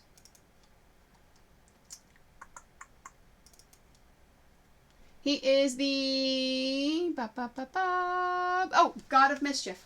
That's what we named him. He is the God of Mischief. Hey, Iron Bands Graham, how are you? All right, so 1, 2, 3, 4, 5, 6. I got 6 in there. Let's do the stuffing for row 4. So, Timmy, is it? I always want to say Timmy. So T-I-M-I. Is it? Do I pronounce it Timmy? Is that right? I got a 1/4 inch seam foot thing. Yes, exactly. That is. That's what I do all the time. It's this thing right here. So what he's talking about is the guide right here. When your fabric touches this, you have a perfect 1/4 inch seam, and you don't have to worry about looking at it. You don't have to worry about watching the side, and you're always getting a perfect 1/4 inch seam.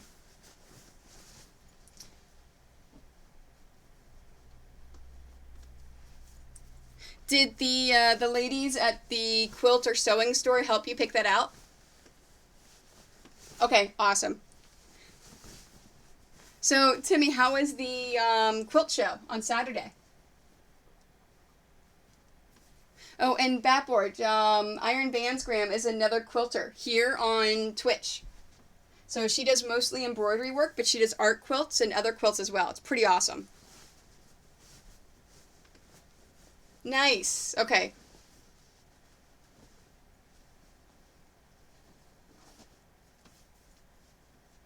Oh, that sounds like you were disappointed. That sucks.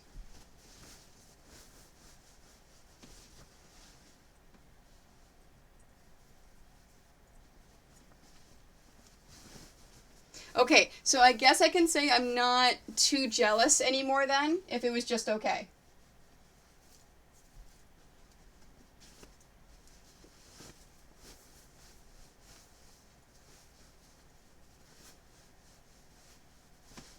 There you are. Oh my god, this is getting heavy. Oh.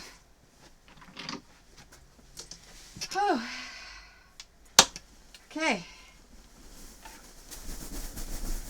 Let me shake those down. Wow. Yeah, there are some machines that are just way too expensive.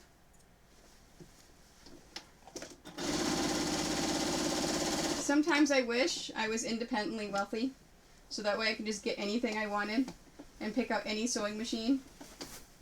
I actually had, yesterday I was at my husband's softball game, and afterwards we're all sitting around and talking, and one of the guys brought a girl for the first time. So she's like, well, what do you do? And so I was telling her what I do for a living. her boyfriend, the guy on my husband's team, then looked at me and said, "Oh yeah, because Mike makes a decent amount of money, so Tony doesn't have to worry about paying bills and things, so she can do what she likes." And I went, "Excuse me?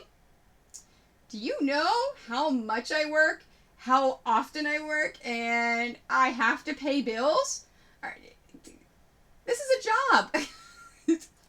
Yeah, so, yeah, I wish I was independently wealthy and I could buy some of those machines. They're so nice.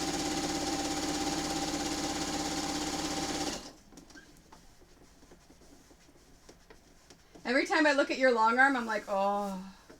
A, I wish I had space. B, I want that machine.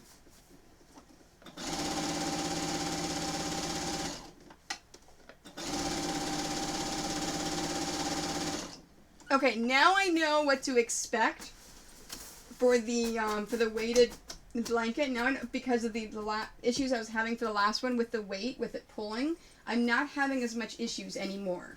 So the biggest thing, oops, I got a couple of beads that fell over. Come on, beads. I'm not going to hit you with the sewing needle and make Doug happy. Shift. Move. There we go.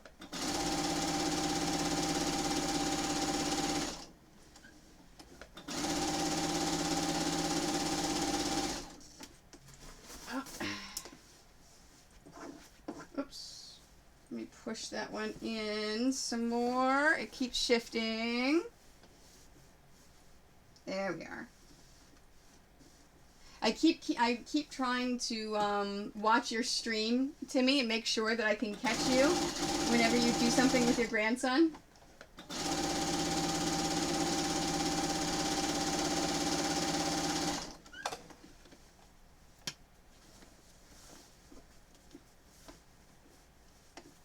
Oh, that's cool.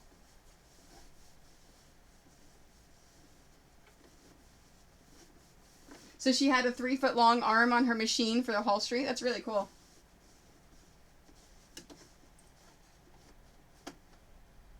Uh-oh. There's a bead right there.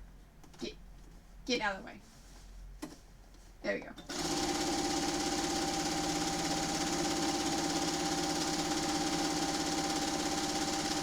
Now you notice how I'm stopping before each of the squares now? Just to make sure I'm not going to run over any of the stuffing or any of those poly beads.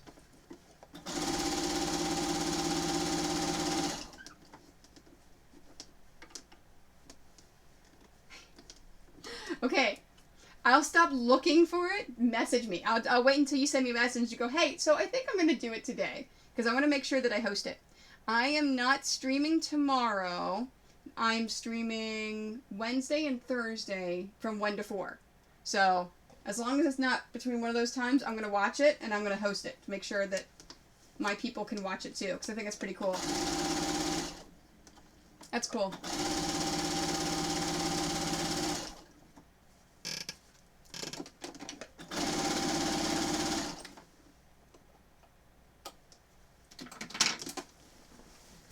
Alright. Oh my gosh. I am halfway done.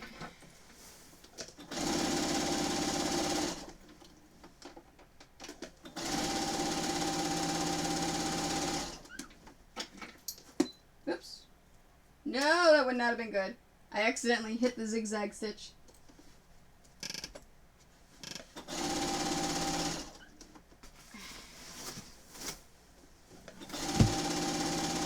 What did you knock over? Oh, it knocked my phone over. That's okay.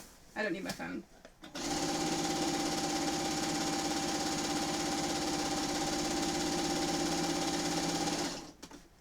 Oh my gosh. Seriously.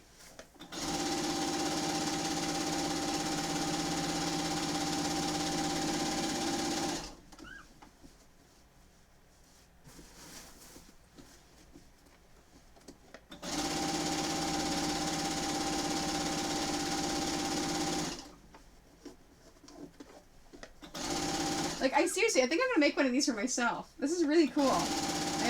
As much as a pain as this is, I really like it.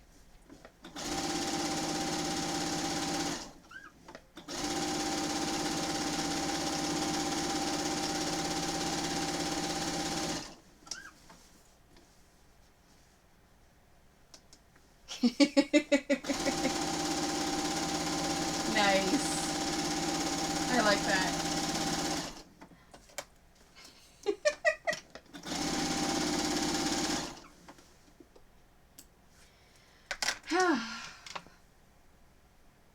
Stretch out a little bit. What's the cat doing? Oh, cat's sleeping now. She's not licking herself anymore. Alright. 3 more rows. Oh, let me show you. Oh, got 4 rows done. Oh, it's got some weight to it. But that's the whole point of it, right? Yeah. Oh no. It's funny, I was joking with people about, I'm getting a bigger workout now because I'm doing so many more conventions. I mean, that's just for moving all the grid walls at conventions.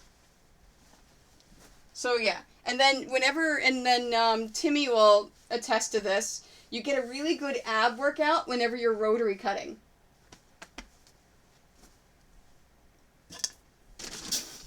Alright, let's go back. We are doing 6 ounces.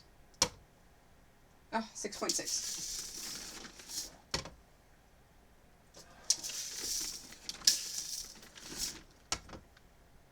Nope.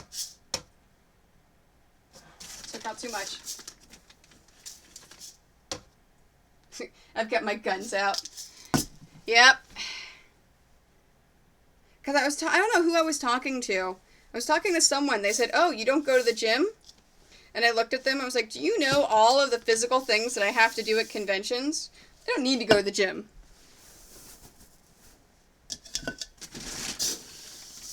So this box, how big is this box? 50 pounds?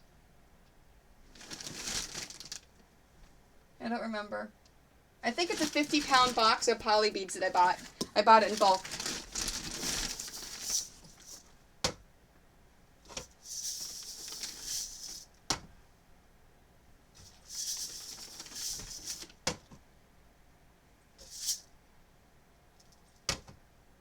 There we go. That's what I thought.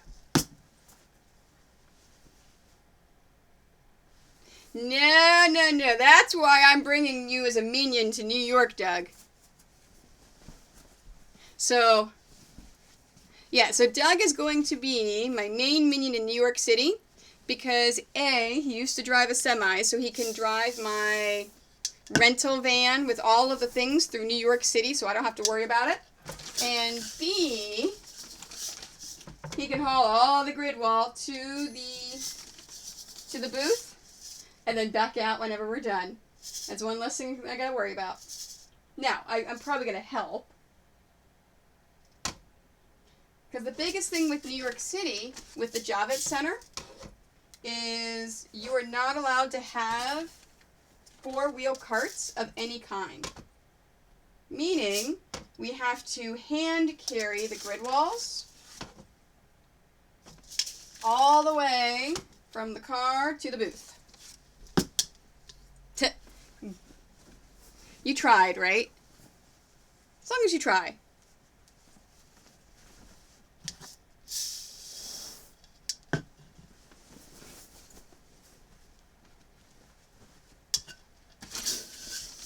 So I propositioned Doug this year.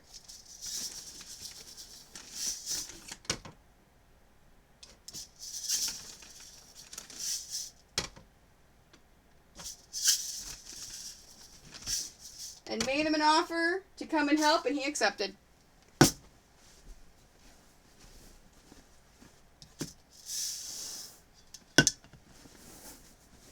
Here we are, 2 more. I actually was concerned I was going to run out of beads, or that I wasn't using enough, or too many. But I'm thinking that it's what I'm using with the 6 ounces is perfect.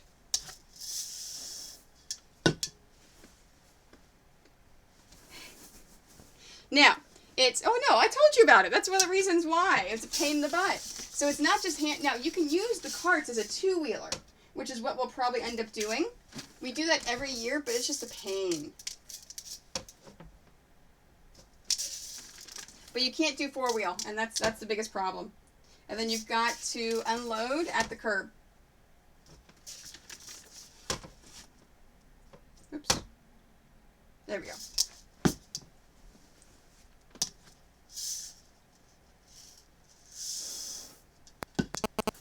Alright, let's shift it down. And let's put some polyfill in here.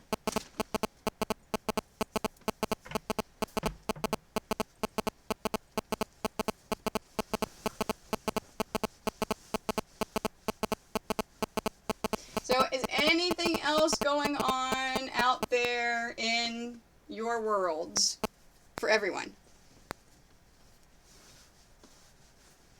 Because now I'm just doing the repetitiveness over and over and over. 1, 2, 3. Most weighted blankets are about 25 pounds. Yeah, I think it's going to be about 25 pounds. Is what it seems like. 4.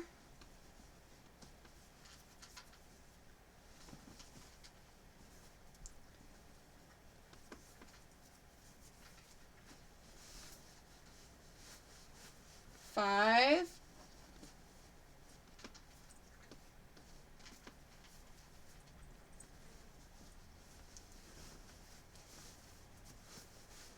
6. All right. You know what? I don't think I could have done this without this really big table. I think if I would have had my old table, the regular size table, it would have been too much of a pain for me. Okay, so I'm going to shift all this and have it sitting in my lap now because it's so big and heavy and it's got weight to it. So I'm going to try to put it on the table and in my lap in order to alleviate some of that weight.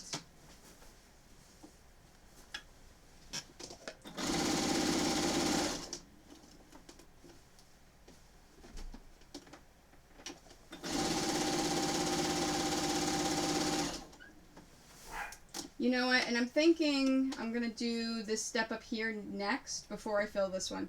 So the next step, after I fill this one, and then I'm supposed to work on these, is you're supposed to flip this down and turn these under and iron them. So then that way you can close it and you don't have any unfinished seams. That's going to be a pain when I get too close, so after I finish sewing this row, that's when I'm going to do that.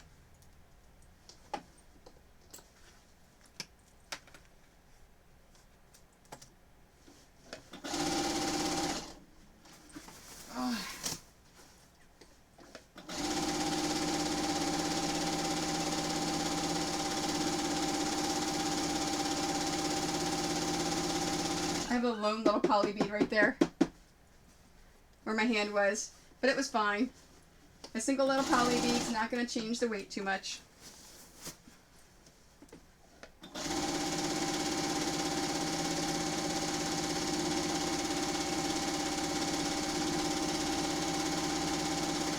Oops. Now I've gotten to the point where it's starting to shift. So let's push that in there. Move over, poly. Come on, poly beads. Get. There we go.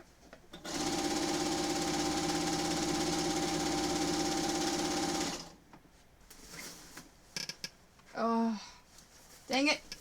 It's hitting my mice. There we go. It hit my mouse, so it moved all my chat stuff, so I couldn't see chat anymore.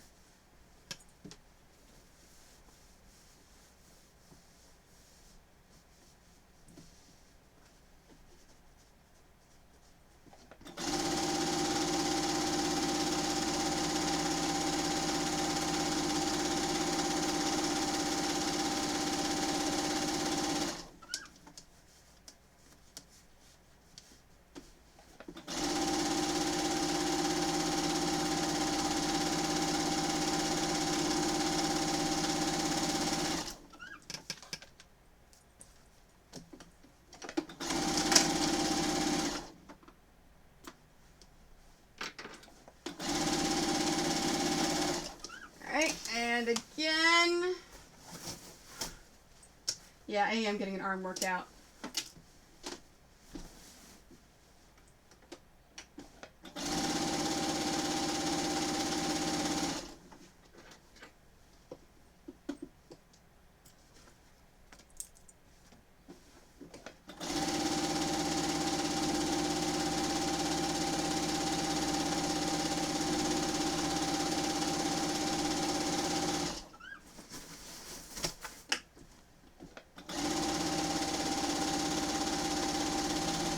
Luckily, the second time through, I don't have to be too concerned with those poly beads, because I've already sewed down a nice track that I'm following.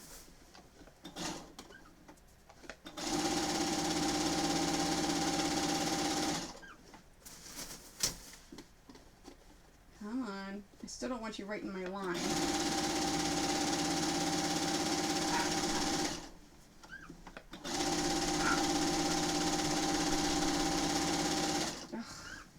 Stupid poly beads. Move. There's apparently a dog walking by the house.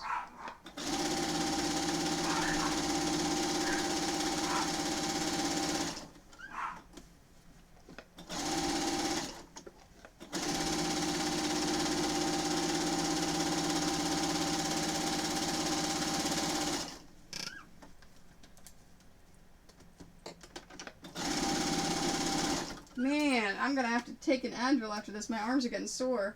It really is an arm workout.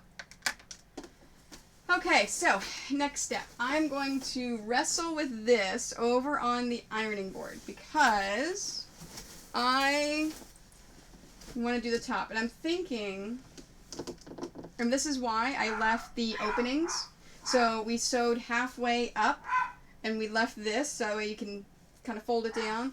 I'm thinking next time I make this, I'm going to change.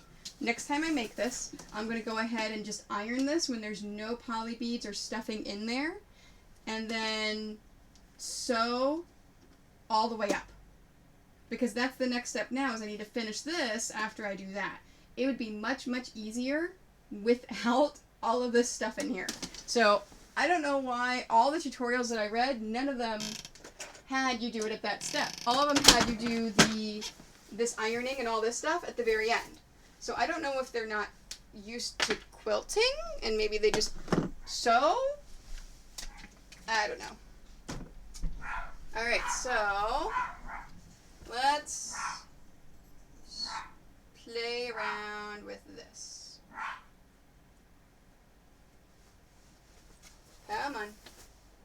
Yeah, see, this is a struggle.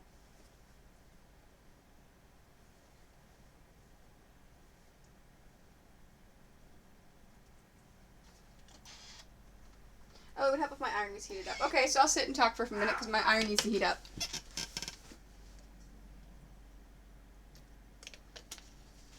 So already, if I make another one, I know what I'm doing next time for the top. I am changing one thing so far. Marley! Hey! I think they're playing up there. You guys want a treat? There's one. Alfred, Marley, treat!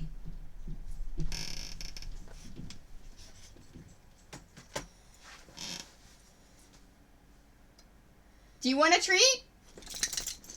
They're at the top of the steps. There they come. Hi! Real? Okay, okay. All right, hold on. You have to come up here and look cute. Sit. Sit, look cute for the camera.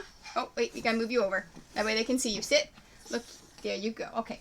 And then here's Alfred. Sit, look cute for the camera. Say hi.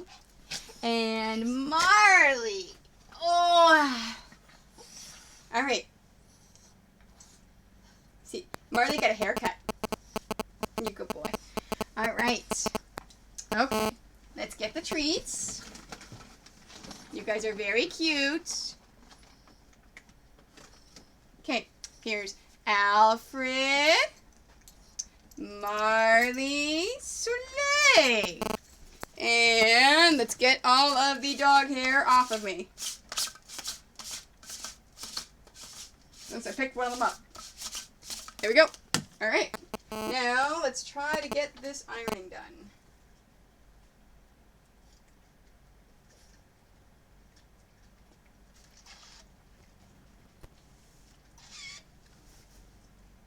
Yeah, I totally should have done this before I put any poly beads or anything in here.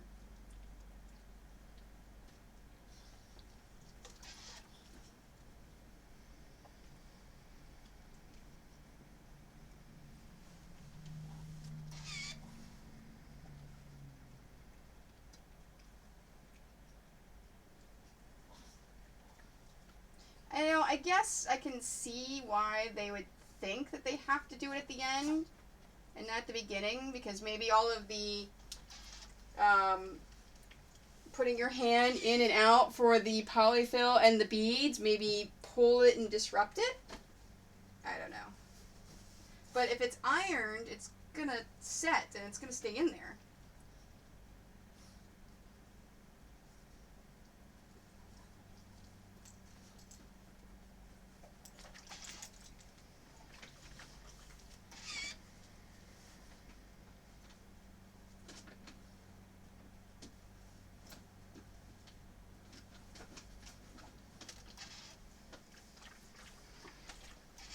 I'm just slowly folding things over and then ironing it as I go.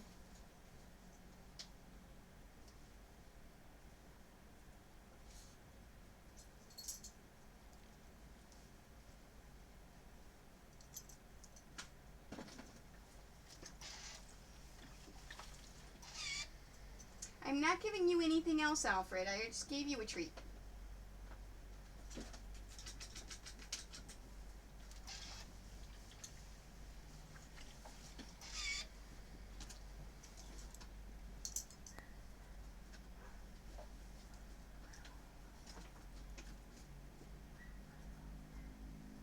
Yep, neighbor dogs are out. I can hear them barking. I'm surprised Alfred hasn't run upstairs and barked to go outside to bark at them.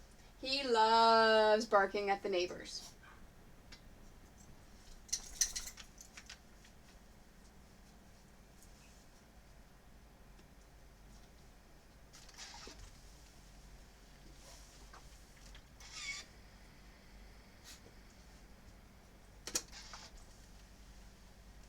There we go. Okay, so before I do anything else,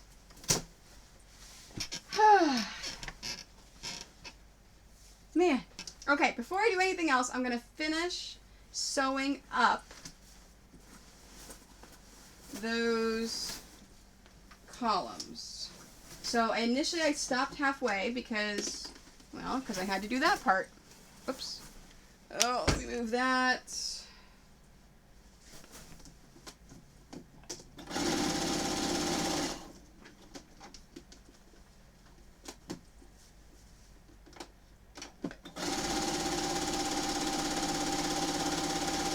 Yeah, imagine if I would have waited until, oops, let me cut that. Imagine if I would have waited until, the next row. Oh! Don't, Marley! He almost knocked over my light, my studio light. Where's my scissors? Oh, there they are.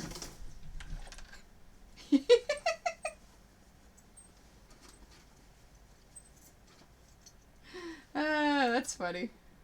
I love you guys.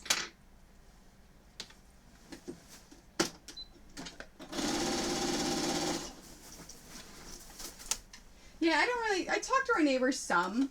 Not a lot. Mostly a hi, how are you? Hey, thanks for shoveling my driveway in this winter time. That kind of thing.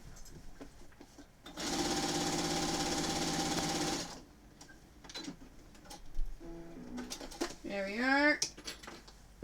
So let's trim all this thread. I'm gonna put it. Oh, it's back there.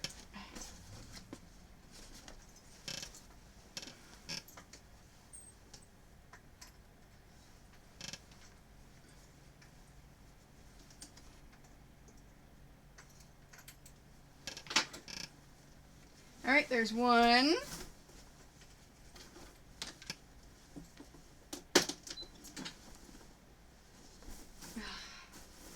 Yeah. Okay, I am seriously doing this first the next time I'm making one of these. This is ridiculous.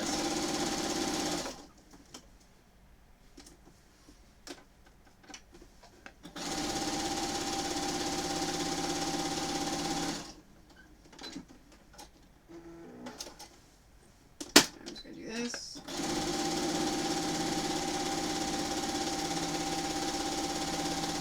I cheated a little bit there. I didn't cut it away right away.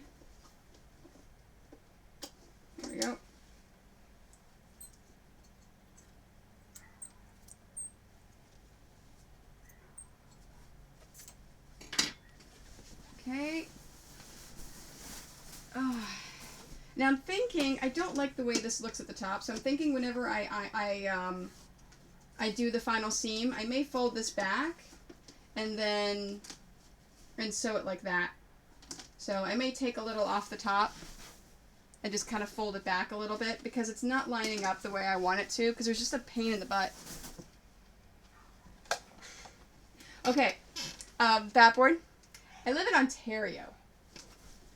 We get a lot of snow. And all of my neighbors have oh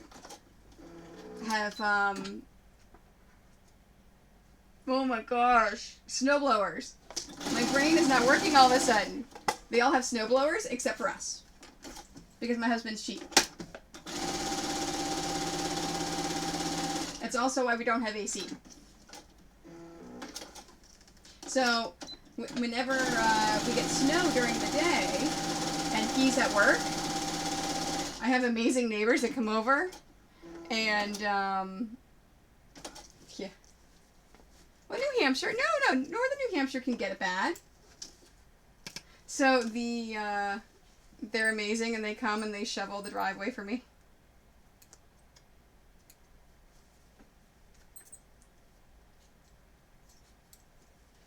So I don't have to go out and do it.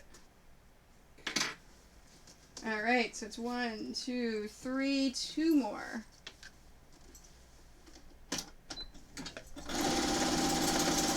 Yeah, I think you're probably about the same latitude as I am.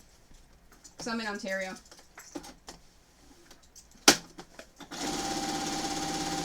Because you are probably 50 miles from, the Quebec border.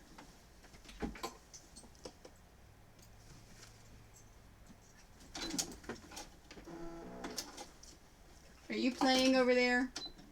The dogs are now excited and they're playing since they got their treat.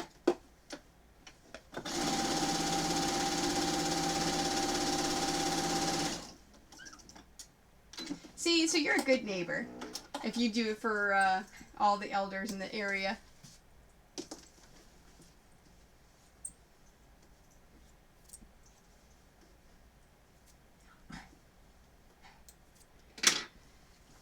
Last one, and then I have 2 more rows to fill.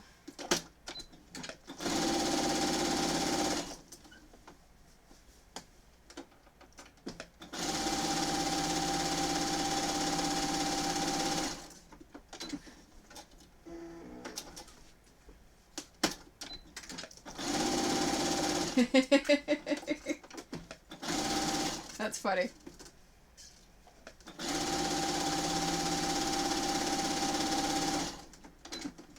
I'm all indifferent. Because if I'm like, oh, snow, alright, I guess I'm not leaving the house today. I guess I'm doing more work. I guess I'm not doing my errands at all.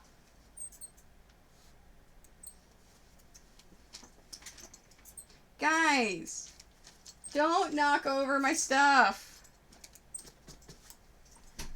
Hey, Marley. Seriously.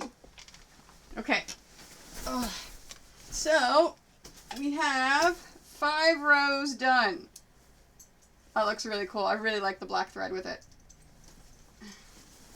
Yeah, you can see the cats watching the dogs playing. Okay, 2 more rows. Alright, I think I'm done with the iron. So I can move all this over onto the iron.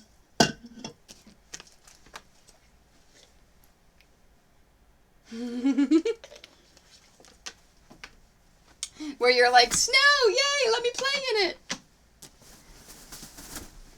Oh, so I have not mentioned this stream yet. So I decided, after chatting with some people that watch, that when I reach 500 followers, which is a long way off, but I know, but I'm still telling people, when I reach 500 followers on Twitch, I am going to do a charity stream where I will make one of my quilts start to finish in one day. So non-stop, everything. The top, quilting, binding, everything, all in one day. And then someone that donates towards the charity stream will then get that quilt, will win it. So I'm only 400 and some off. from getting the 500. But I'm going to make sure I tell everyone. So right now, I care more about followers than subs. There we go.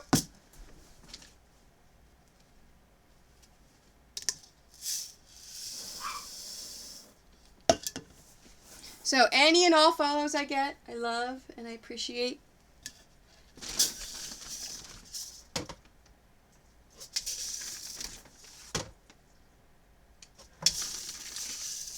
And again, these beads, I'm doing 6 ounces. I didn't take that much out. Let's make sure. No. Man, I'm having a tough time like this.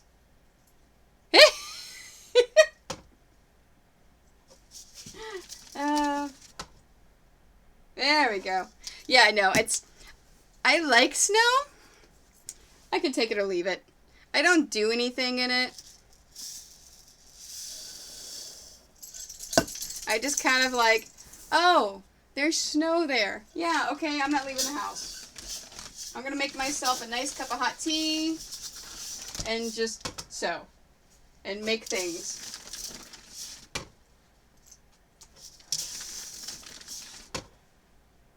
Ugh, seriously.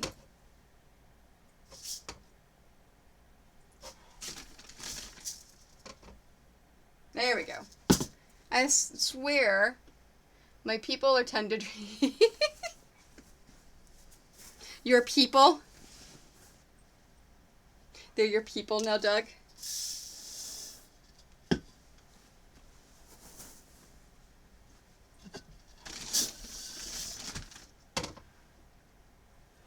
Almost. I got 5.9 that time. 6. There we go. Getting better at it. So this one.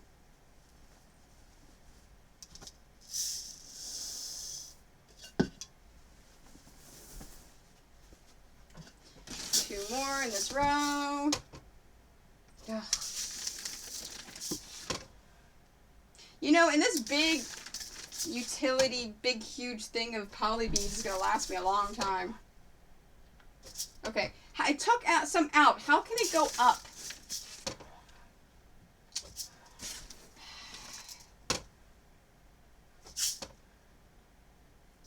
Seriously. There we go, 6.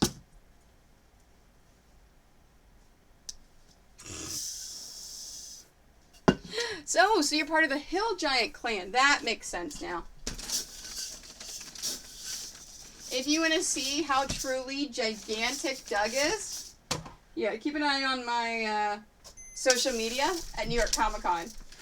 I'll make sure I have pictures. Go, come on. Reset. There we go.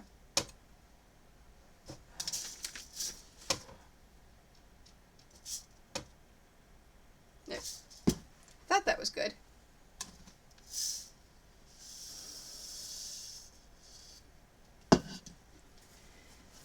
Okay, I predict this last row is going to be hard. I am going to, I'll flip, oh, maybe I'm not going to flip the camera. I don't know. Okay. Yeah. Because I think this last row is going to be really tough. Maybe, oh, you know what I should do? I should pin it closed after I stuff it. So after I stuff it, I should pin it closed. I should go ahead and flip it like this, like I'm going to do it, and then pin it to make sure it's not going to go anywhere while, I like that. Okay. I got my pins. Got it. Ooh! Or I can use clips. No, I'll use pins. So, Timmy, the other day when I was doing my binding on Saturday, I know I had a discussion with you before about the magic clips, and I was pulling them out talking about binding and the different ways to bind, and I said you can't use these, and I was thinking about it, and I gave them another chance. Yeah, they're awesome. I like them. You're right. Because we leave Connecticut on August 16th from dropping kiddo off. There's a con. Oh, that sucks. That really sucks. Can you stay an extra 2 days and go to the con?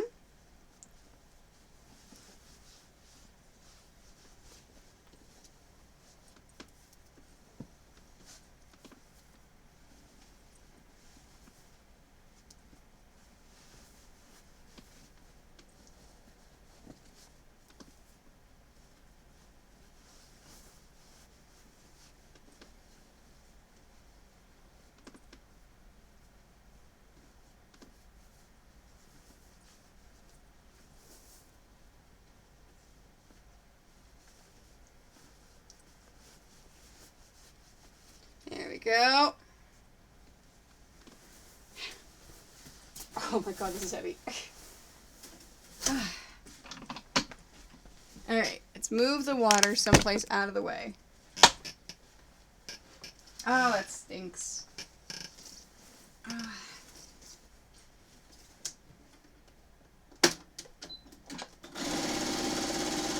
And it always seems, so I've been to the Quilters United or Quilters Unlimited. Whatever show it is that they have in Virginia for like the DC area, that's a huge guild. Whenever they have their quilt show, it's amazing and awesome, but I always seem to be at a convention. Like I'm in the area for but it's always a convention. So I haven't been able to go for years and years and years.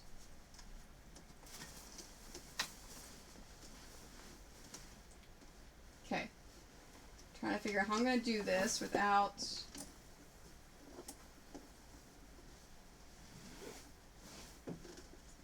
There we go.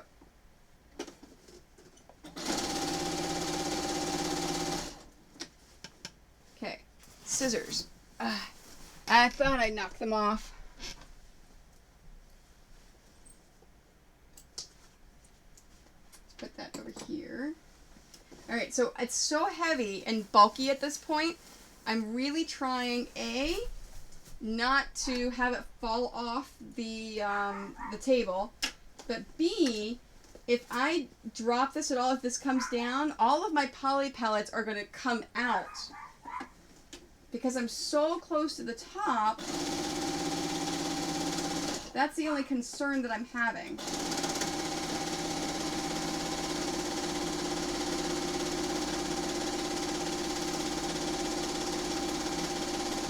I have to really make sure those poly pellets do not come out as I go.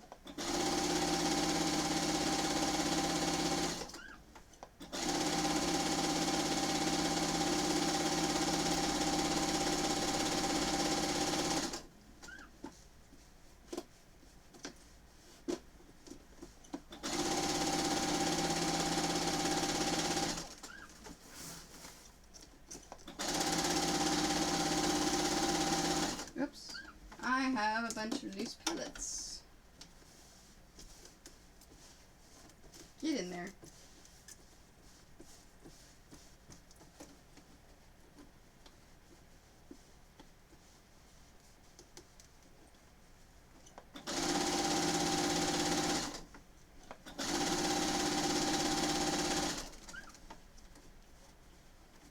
Oh, that's cool. What's the name of it?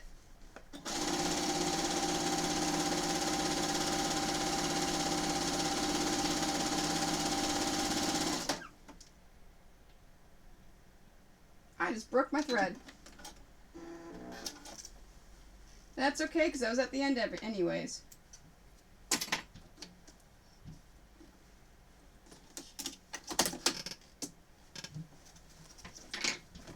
Alright, let's do it for the second pass.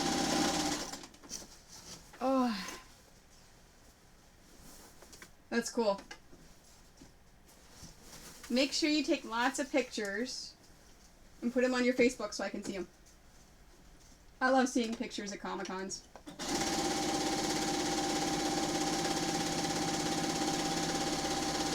The cosplay stuff you're doing with your grandson, is he going to wear it to a Comic-Con at all?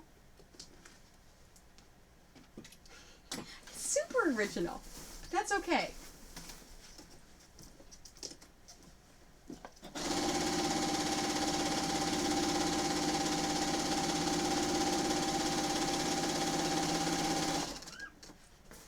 That's awesome.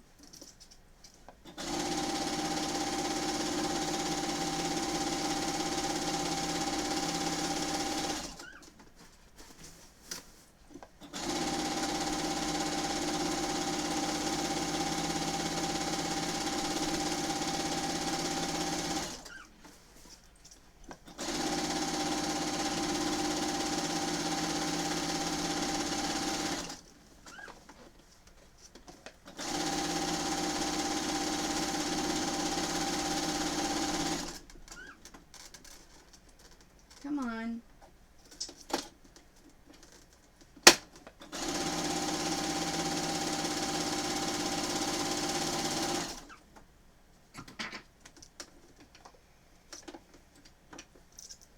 Oh, that's cool. Sounds like a really cool plan. I love when I see families all in cosplay together. It's awesome. Okay. 6 rows done. Now comes the hard part. The top row.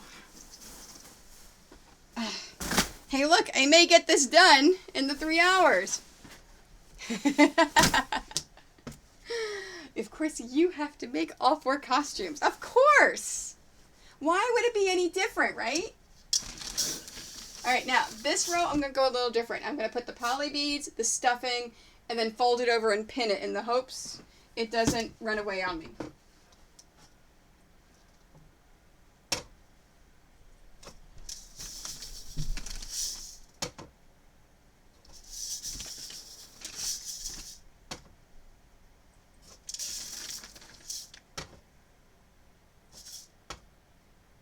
Okay.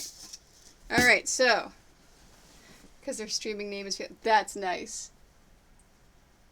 That's awesome.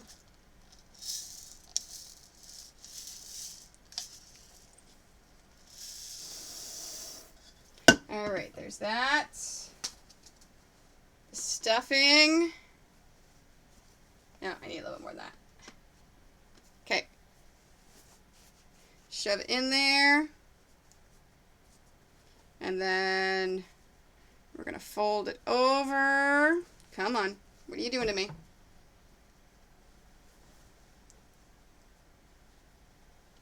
You know what? I'm going to...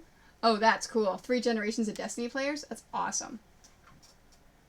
Alright, let me do that so you can see what I'm doing as I'm doing it. So, I put in the poly pellets. I put in the stuffing.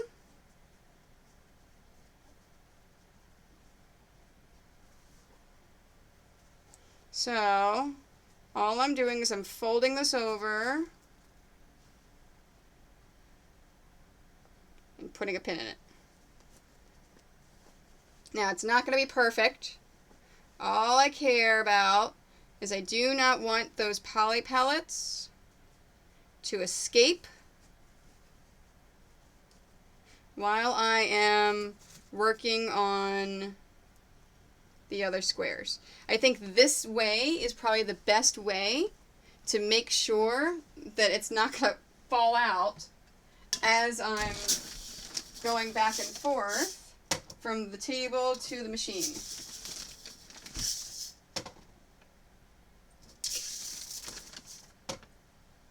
Six.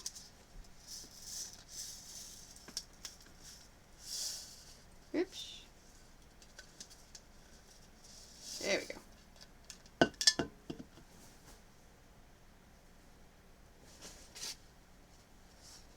And then after I do this one, I'll switch it back to the main camera.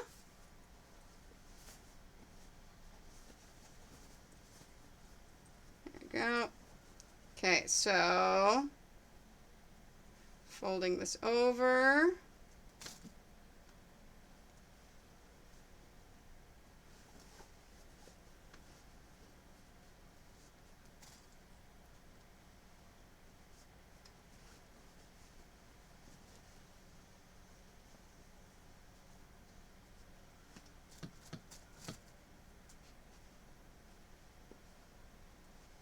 There we go. Nice. I think I'm happy with that. Oh, cat's still sleeping.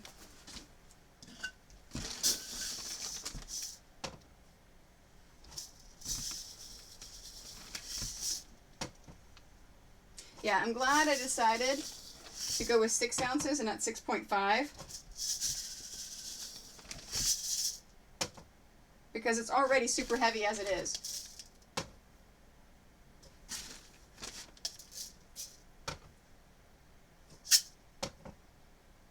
Ugh, come on.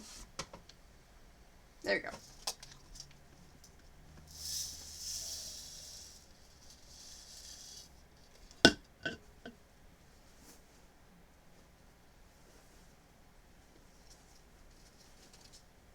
Stay.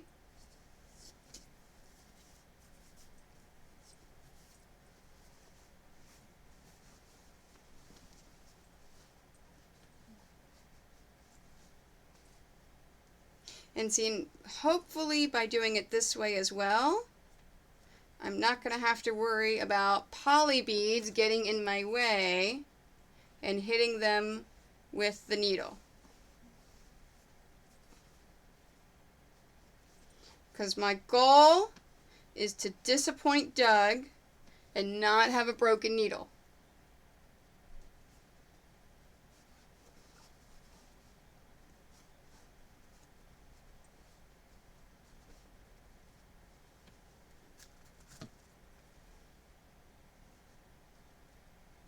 All right, there's 3.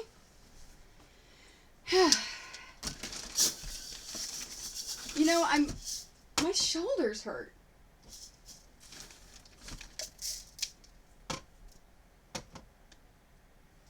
Like, I'm really surprised about how much my shoulders hurt doing this.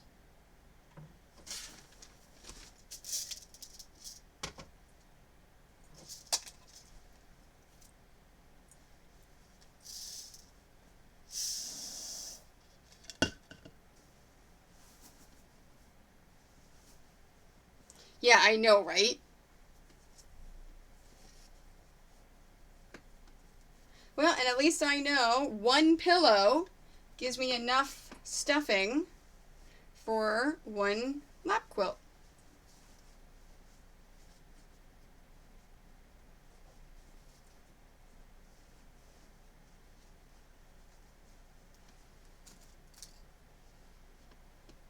Yeah, I can't imagine why my shoulders would hurt.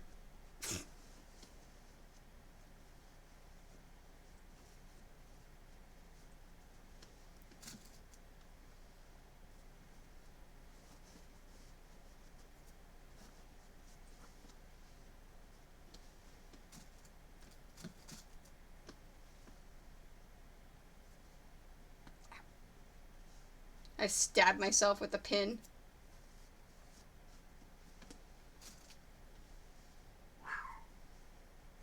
Trying not to bleed all over this nice weighted blanket.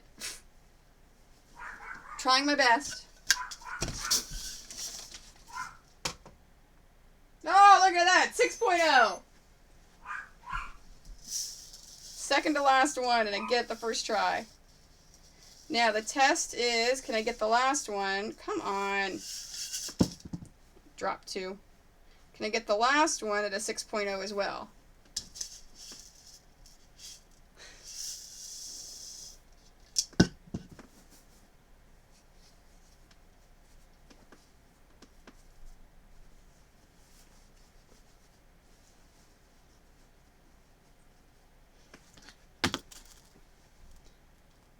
No, what did you do the other day, Doug?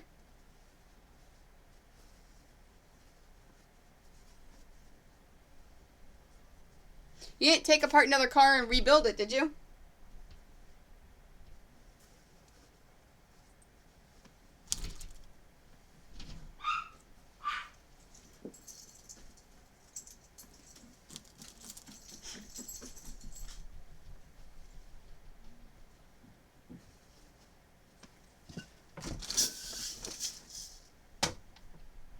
Oh, 6.0 again! The little things make me really happy.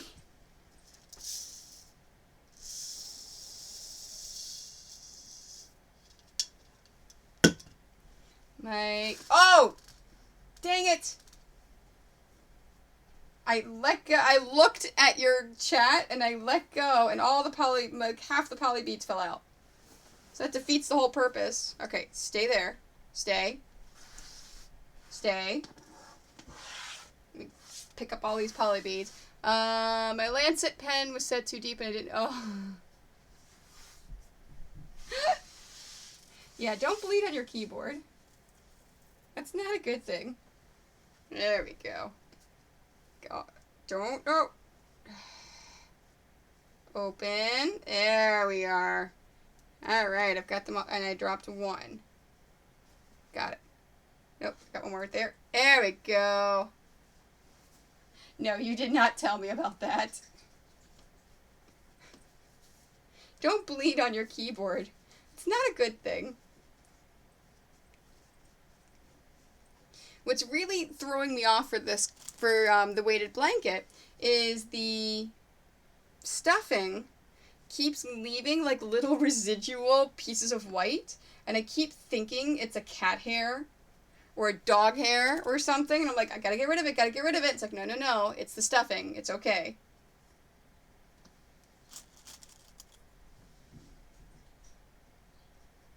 There we go.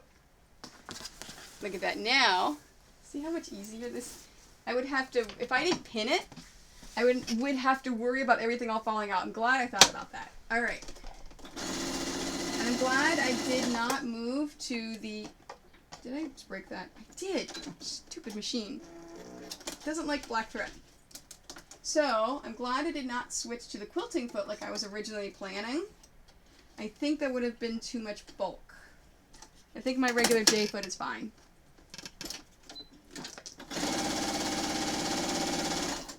Okay. Now, I did the pins this way for a reason. So the pins are pointing. The head, the point of the pin is pointing in, so the head is right here, so I can pull it out easier. So,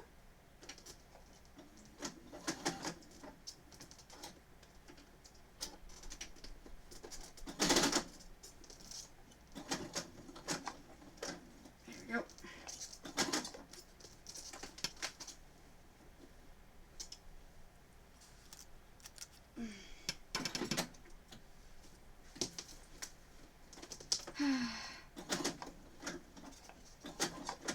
Come on. There it goes. For some reason, my feed dogs weren't catching. Stay.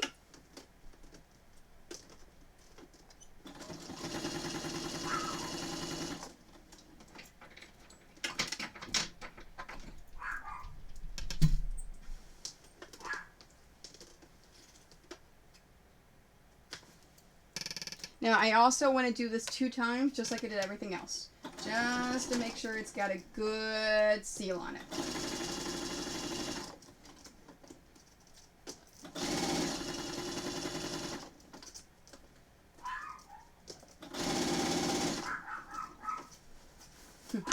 Soleil!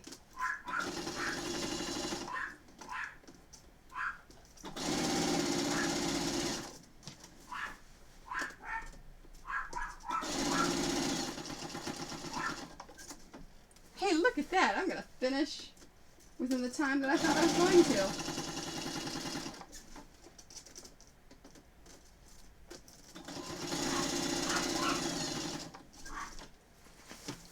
Oh. No, I'm not sewing over the pins. I'm pulling them out as I go. I know better than that, Doug. Soleil!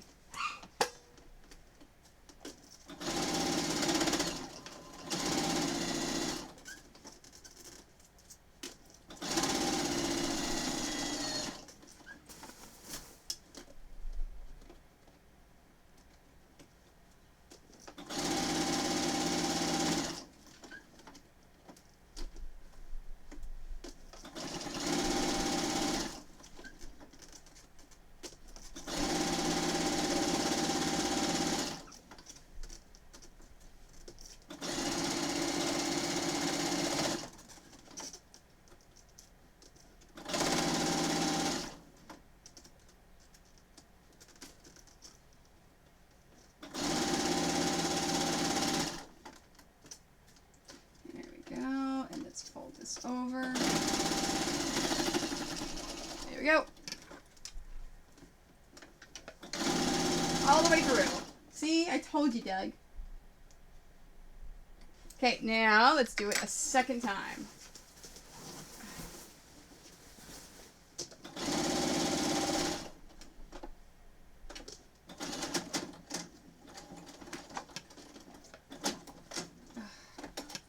Hate getting these started. It's so thick. I'm just going to use my safety pin and just help it along by pulling it a little. There we go. See? That's all I needed.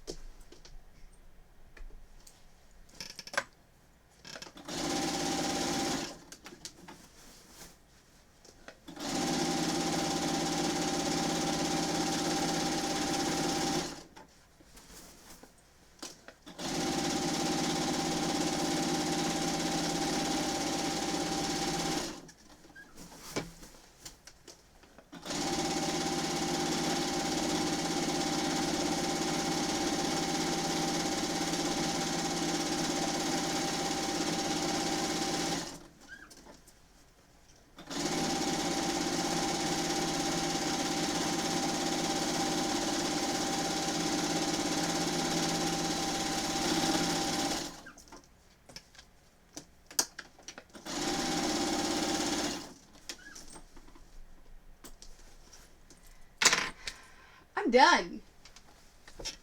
Alright, that was a lot. Oh my gosh, it's so heavy.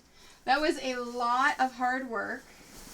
But I now have a weighted blanket. And oh my gosh, this is so heavy. So I'm thinking I'm going to go get my scale and I'm going to put it on the scale just to see how much this thing weighs before I even put it in the box. So, give me a moment. I will be right back.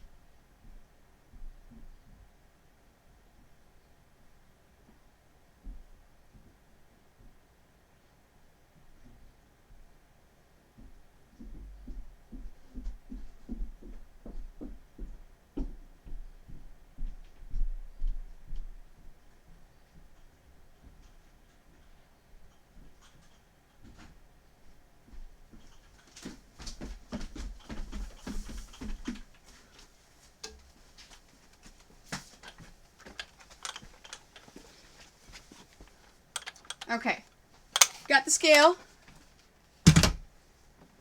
No, it's not 5 pounds.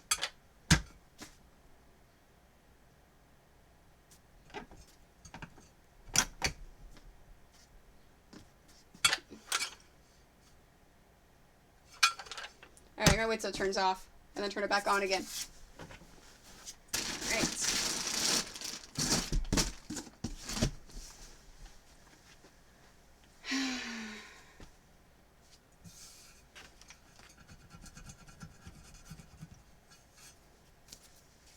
Turn off. There you go. There we are, zeroed out. So, my weighted blanket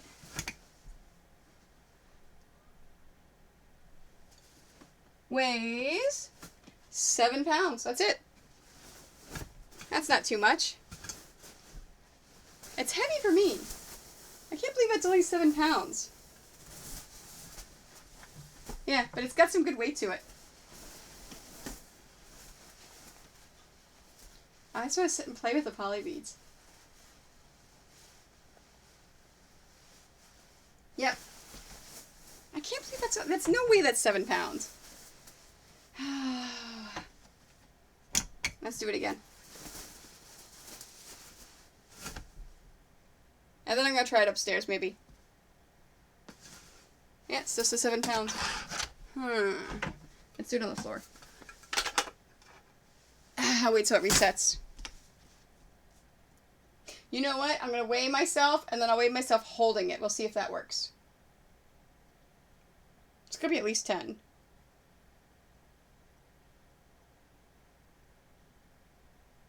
Come on.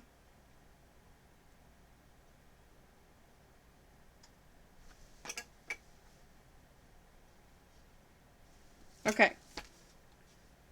Oh no, that is definitely... It says I weigh 88 pounds.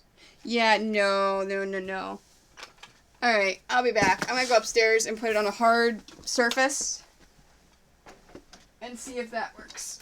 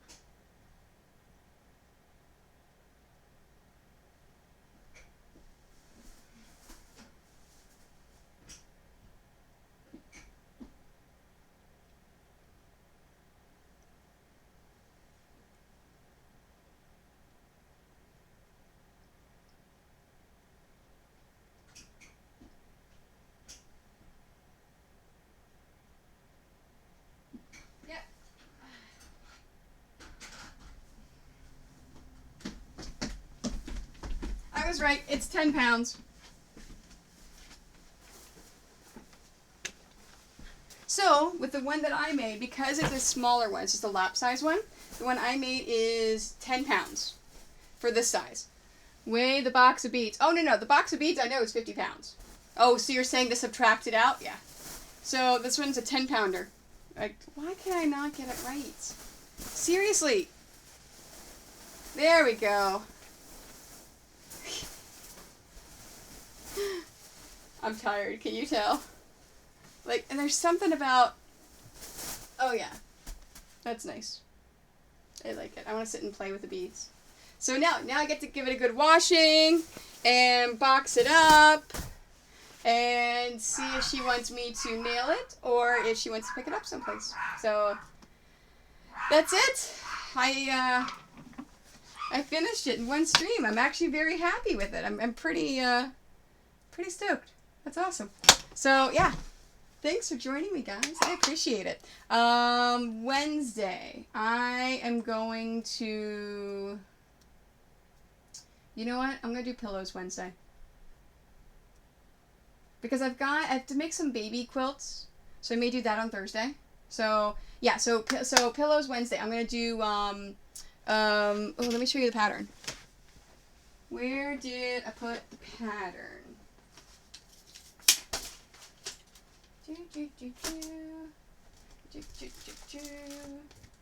Oh, it's around here somewhere. Oh, you know, I think I put it back here.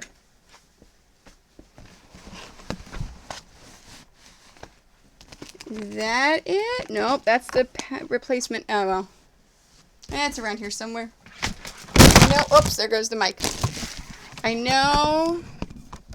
Oh, you know what? I think it's underneath all those quilts. So anyways, I'm going to do 2 pillows. one with a cat on it and one with a fishbone on it. So, yeah, excited about that one. And then, sorry, I'm just looking around making sure I don't actually have it. And yeah, it's under those quilts. And then Thursday I'll work on the baby quilts I'm doing. I'm just doing, just throwing things together. So yeah, so that's it for today. Oh my gosh, Hestia! Seriously, that is so rude. Yeah, and of course the cat's deaf, so she can't hear me yelling at her. So yeah, so thanks! Thanks, guys, for popping in, and I will see everyone Wednesday, 1 o'clock to 4 o'clock Eastern Standard Time. Thank you. I appreciate it. I love you guys. I will see you later.